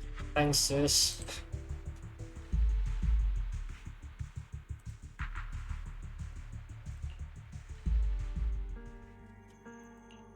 This is the future I saw, Lord Phaethon.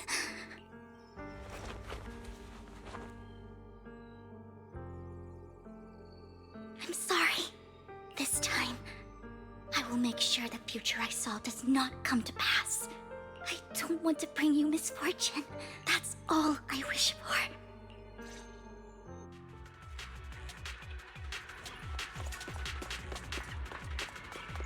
That's the Vivian. Leave this to me, Lord Phaethon. Oh, she's angry.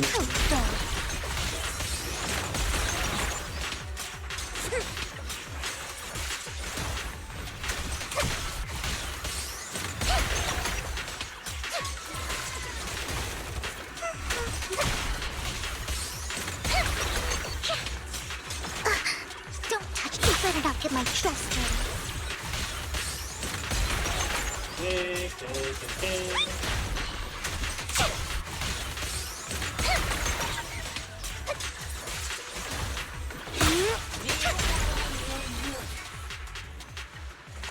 Fool. Lord Phaethon, there might be more serum here. How dare you steal from Lady Dina! I'll try to go easy on you. No promises.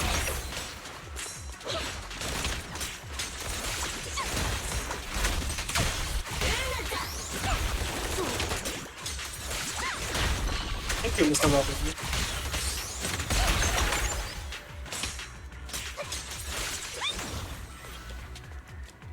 Hey. Don't touch me. There are containers by the fissure. I think that was an animation. That was cool.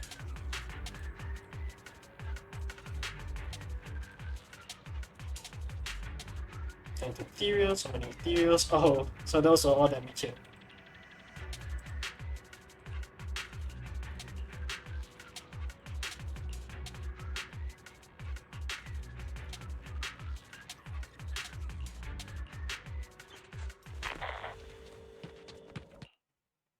It must have been tough for you to find this place. Sup, Dina?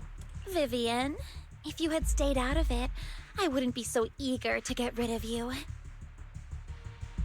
Those people have been taken to safety. You're all out of options. They're just mere test subjects. So what if they get away? There will always be people consumed by greed, and therefore, they will come willingly to me. In any case, what are a few sacrifices in comparison to the completion of Father's grand ambition? To us? Nothing. Nothing at all. Dina, you deceived those people. They didn't come willingly to you. You tricked them, just like Landon did back then. Deceived? Father gave hope to those who had everything taken from them by the Hollows.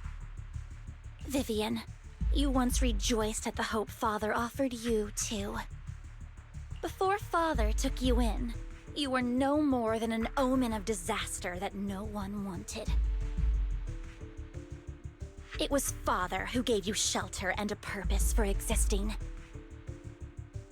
Do you remember the first time you bestowed a blessing under Father's guidance? How did you feel when that person looked at you with adoration and gratefulness?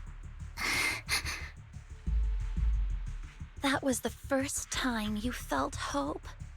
Like your existence had a purpose, right? Don't forget that it was Father who, through what you call deception, gave you hope. And you, what have you done? You basked in Father's attention and everyone's adoration, only to destroy everything. Do you think that by leaving the Exaltists, those people will live better lives? I mean, yeah, better than dead. Of course not. Those who suffered under the Hollows will only continue on as walking corpses, without the hope Father gave them. Yeah, but that hope just turns them dead. So, are you saying a false hope is better than living a pointless existence?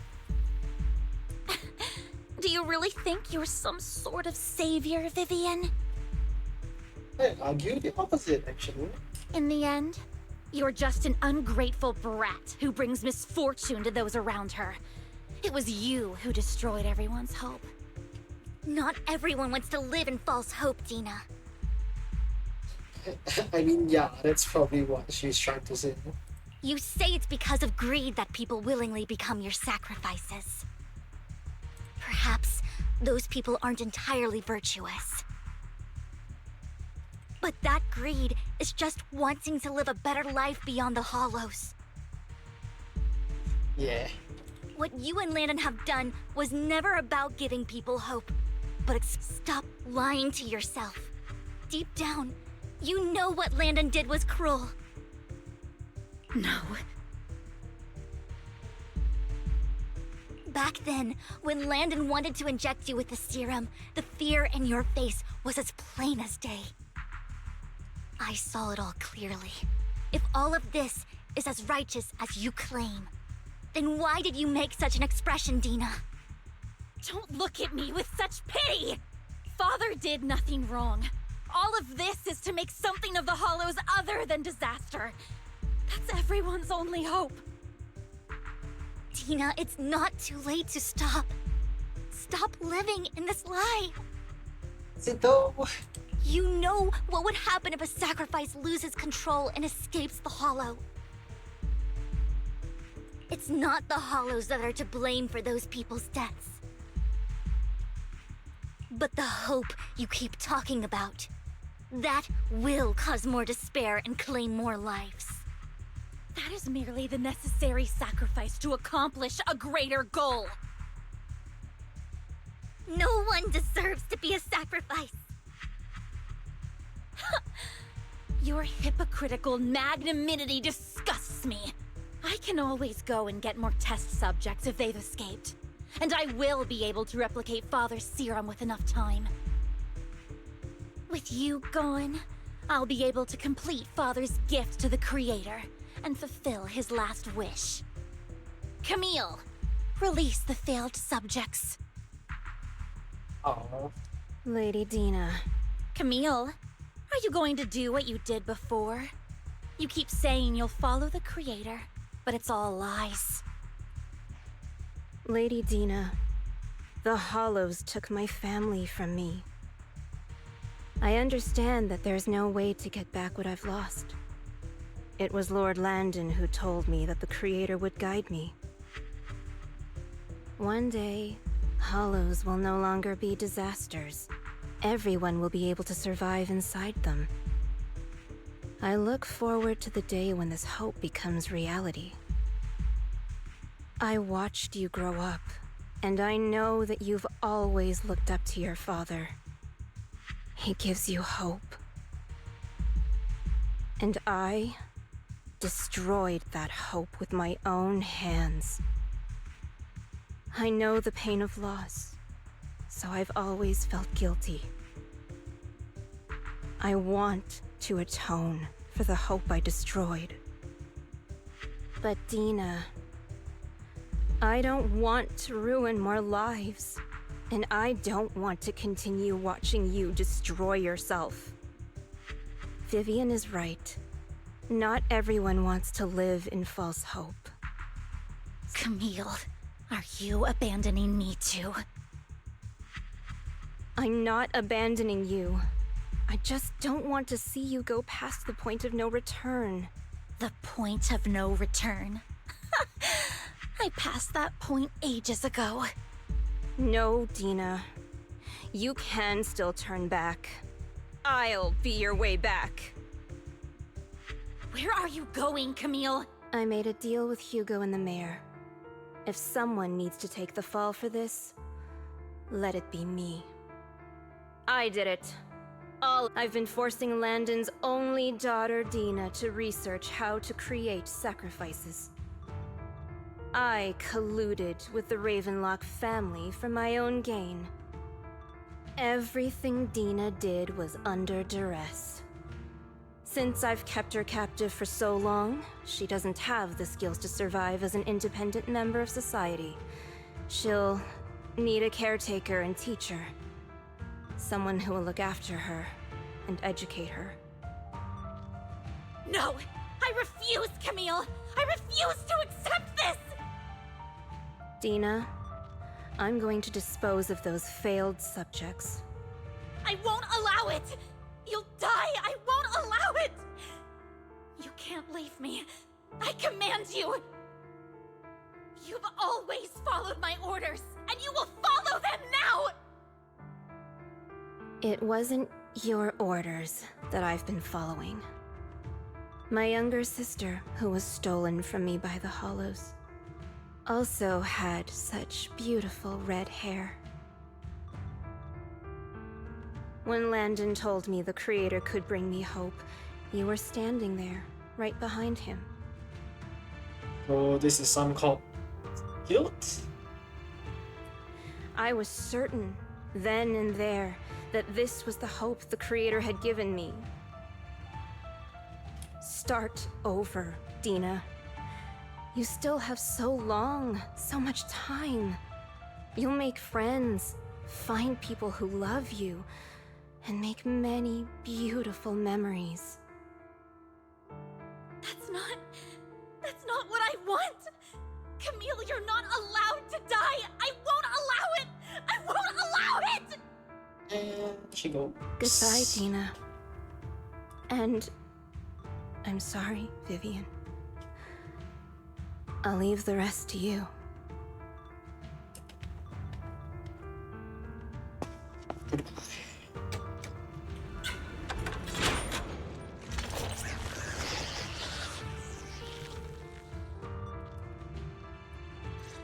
Let's take out these ethereals first.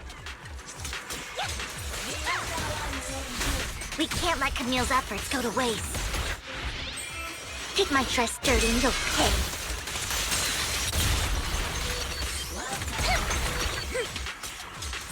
Fool.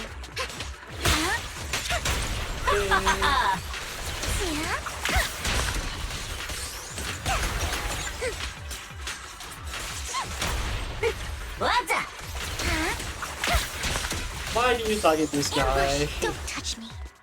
Let's go after Dina, Lord Phaethon. Okay, let's go.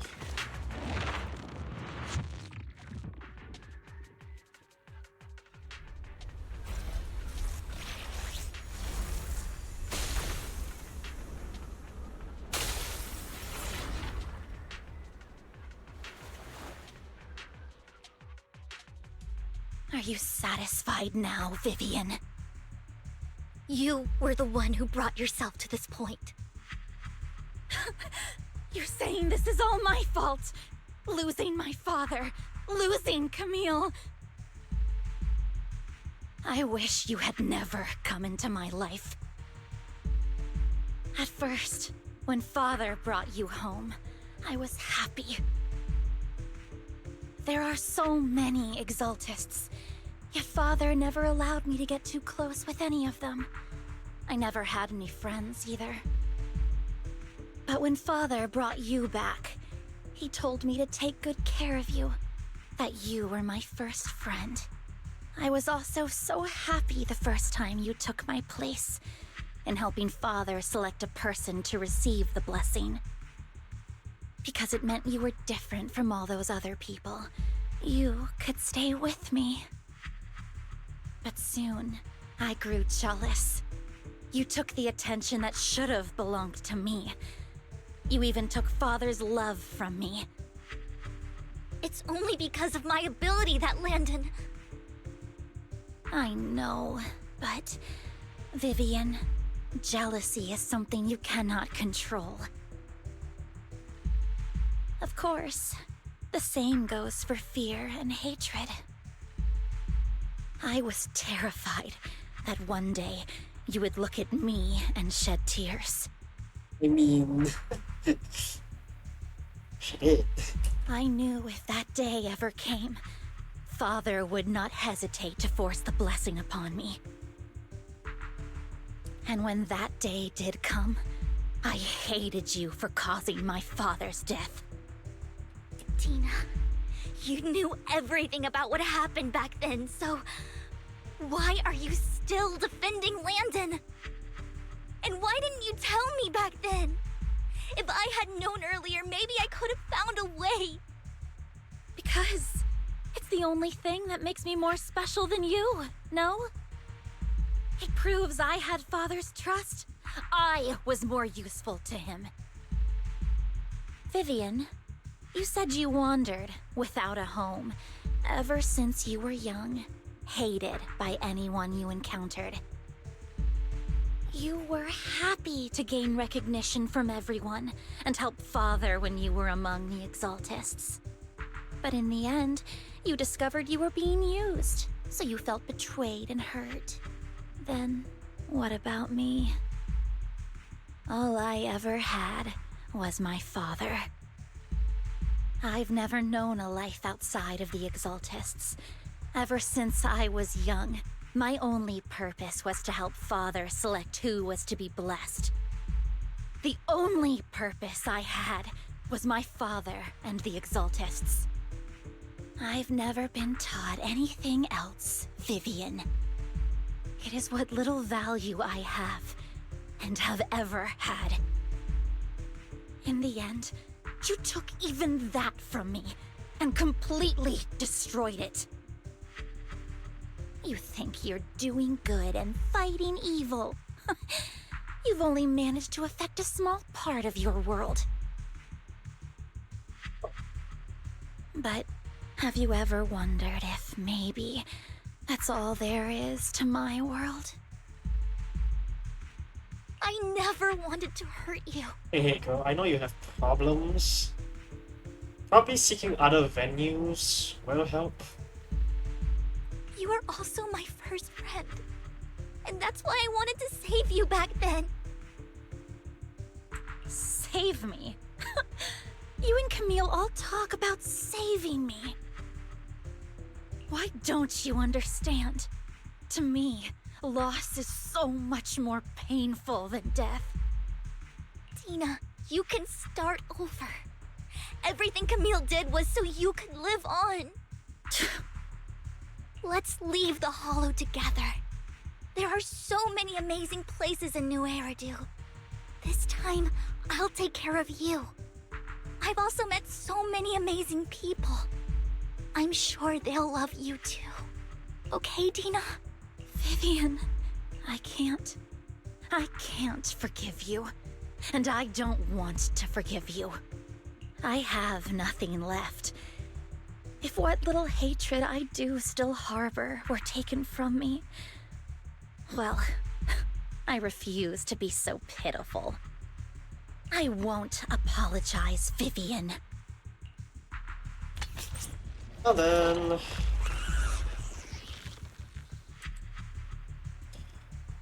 I don't want to hate myself, so I can only hate you for killing my father, and hate Camille for leaving me. That's just the kind of person I am. Hateful and despicable. I refuse to owe anyone anything. I refuse to feel regret. I won't. Vivian, I will keep hating you. I will take all who are precious to you. I will also hate Camille, so I won't do as she wished and start a new life. Vivian, if you had never existed, if I had never, you would be... Lord Phaethon, please do not interfere. She was my first friend. I'm going to bid her farewell.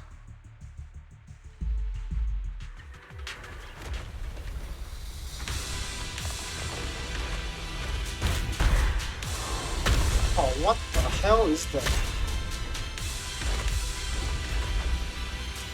She has guns? Dina, soon the pain will be over. Lord Phaethon, don't come any closer!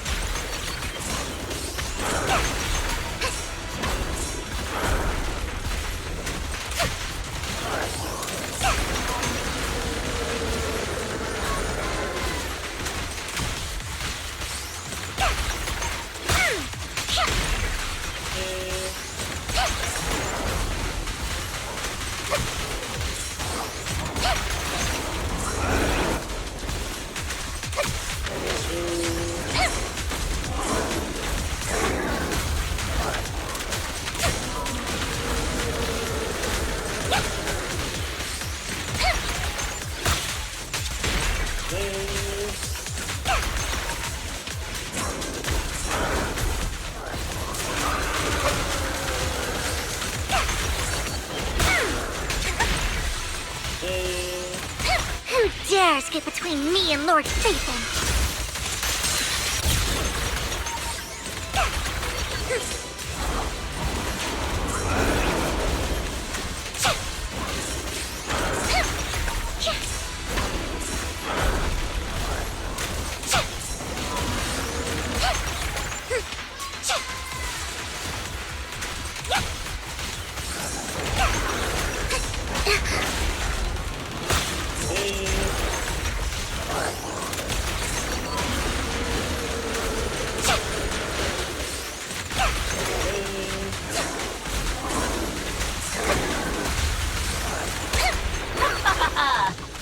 Where are you looking? Hey, that should be it. Well then. Vivian, behind you! Lies!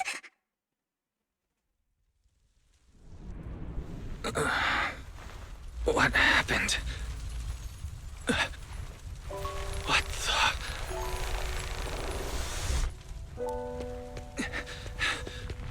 Vivian! Lies. Don't come near me. This is my own choice. Oh, what the hell? I will change the fate I saw. Vivian! I just want you to remember me when I looked my best. Vivian! Careful. Vivian, your body. I'm sorry you had to see me like this, but I don't want to be the one that only brings misfortune anymore. No. There's got to be another way. It's So warm. And the night is beautiful. Vivian?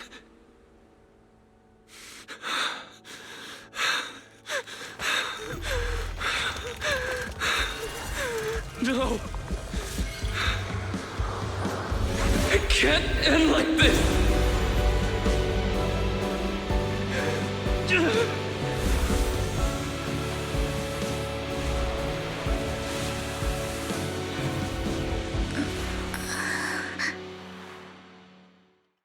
So the eyes aren't augments.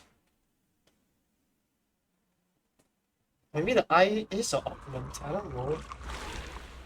Definitely not just like some cybernetic Wise. thing, then Wise! it has powers. Wise, you're finally awake. How's Vivian? I'm at the store? I remember I was with Vivian. Wait, she injected herself with Landon's serum. Is she okay? Hugo and Lycon brought you out of the hollow. You scared me to death. Thank goodness you woke up. And you said Vivian used the serum on herself? But she looked fine to me, bar a couple of scratches. Hugo sent me a message earlier saying he got her checked over and she was all right. Do you remember what happened? The situation was dire, so Vivian used the serum on herself to defeat the Ethereals.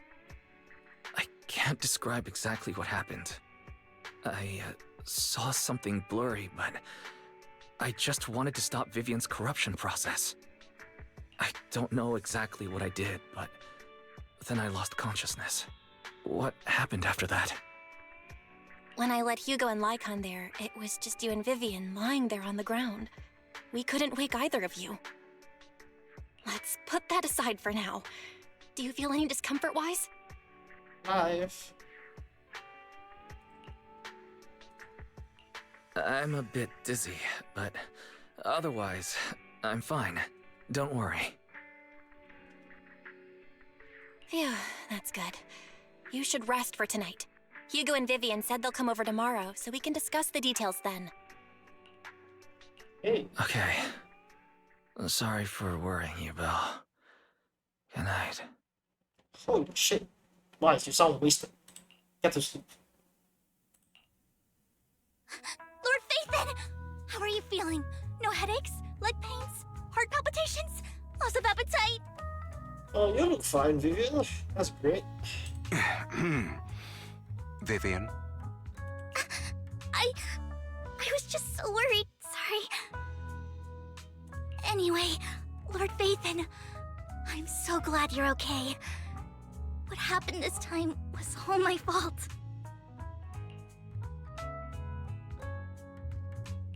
Things were dire, and you did what you had to. Plus, if it weren't for you, we wouldn't be here now. So what happened? Wise said he saw the crystallization process start. It did.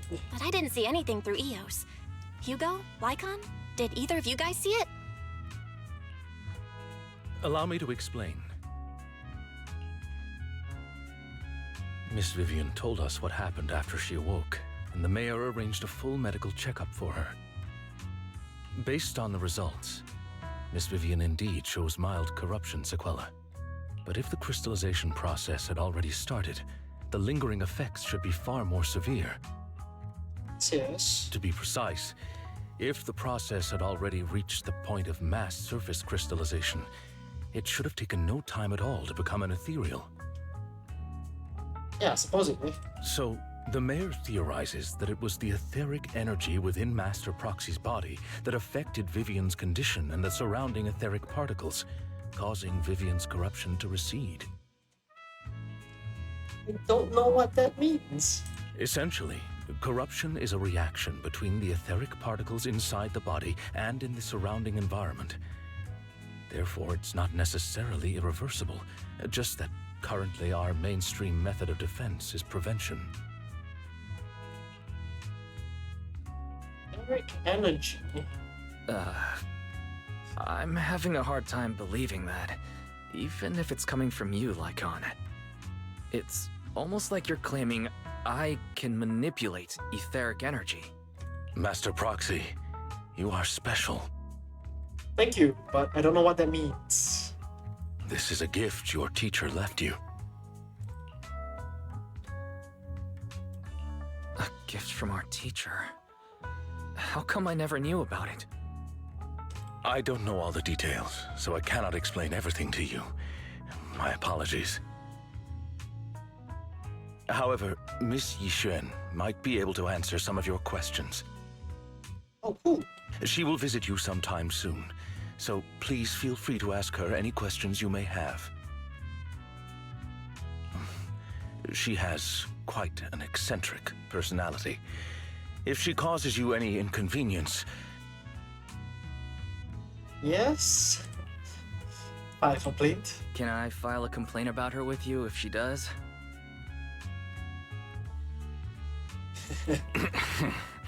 Master Proxy, you have always been a people person, so I trust you will handle things just fine.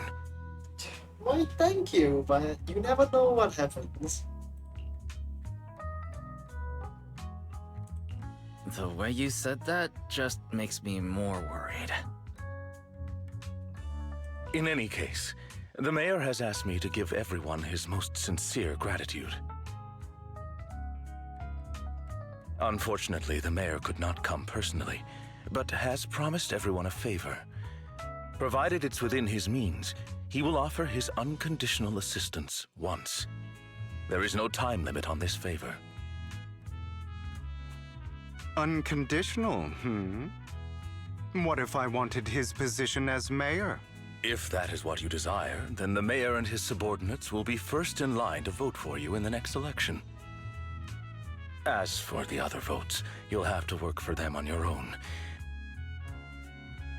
But should you assume office, I hope you take full responsibility for handling all day-to-day matters and lead by example. By sheer happenstance, the mayor has provided you with a copy of his current assignment, the City Waste Sorting and Processing proposal. He's already looking for an assistant. Hell yeah. Old fox. Well, can I request Lord Phaethon's? The mayor imagined you might have. I have prepared all the necessary documents, and the ceremony expenses will be covered by the mayor as a gift. As long as Master Proxy agrees, we can sign and process the documents immediately. Hold on. What am I getting myself into? Wait a sec. Slow down there. But this matter requires mutual consent and cannot involve coercion, confinement, or one party's lack of consciousness. Stop! I would never do that to Lord Phaethon! Please explain. Probably. Probably, eh? At least not today. As for you, Master Proxies, the mayor has some sense of what you desire. That said... Yes, that said... He hopes you might speak with Miss Yixuan first before you decide the timing of that favor. Oh, okay, at least he knows.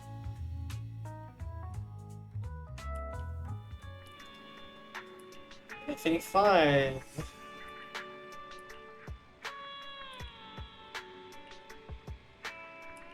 Okay. I guess it's about time to finish this main story mission. Time to sleep.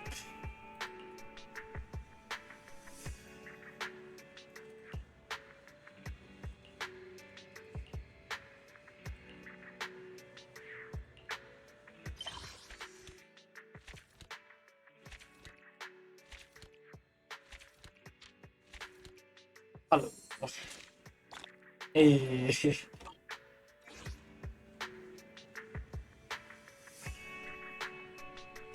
And we continue. Oh, hi guys. What are you guys doing up here? Usual, find materials, petitions, what about you? Golden bamboo.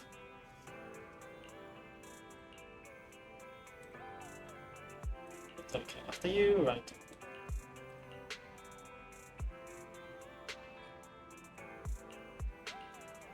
chase them. I think association. Oh, that's cool.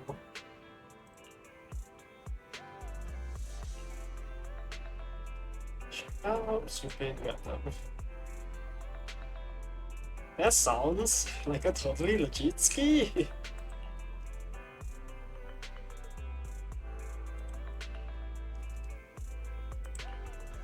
Oh wow. Talk to Belle. Wait, why? Leisurely lull. Wandering visitor. Does it say save the flowers? It must be, right? No.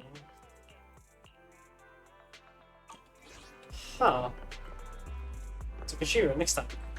Because right now I'm planning to end it here. Yeah, I'm planning to end it here. No point in me continuing so far.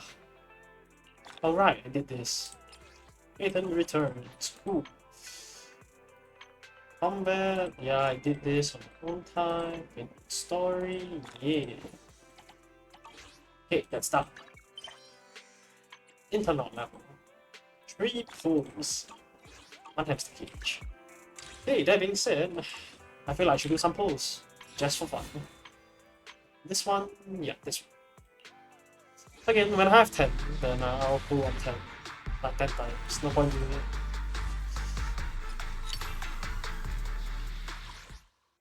No point in trying to rush it. I'm just gonna take it slow. Okay. When Yixuan comes, I'll have some pulls for her. What's this? Alright. Title, Freedom returns. Sure, might as well just change it. Okay, for now, I am done. Till next time, which is probably pretty soon because I need to complete a lot of the events and stuff.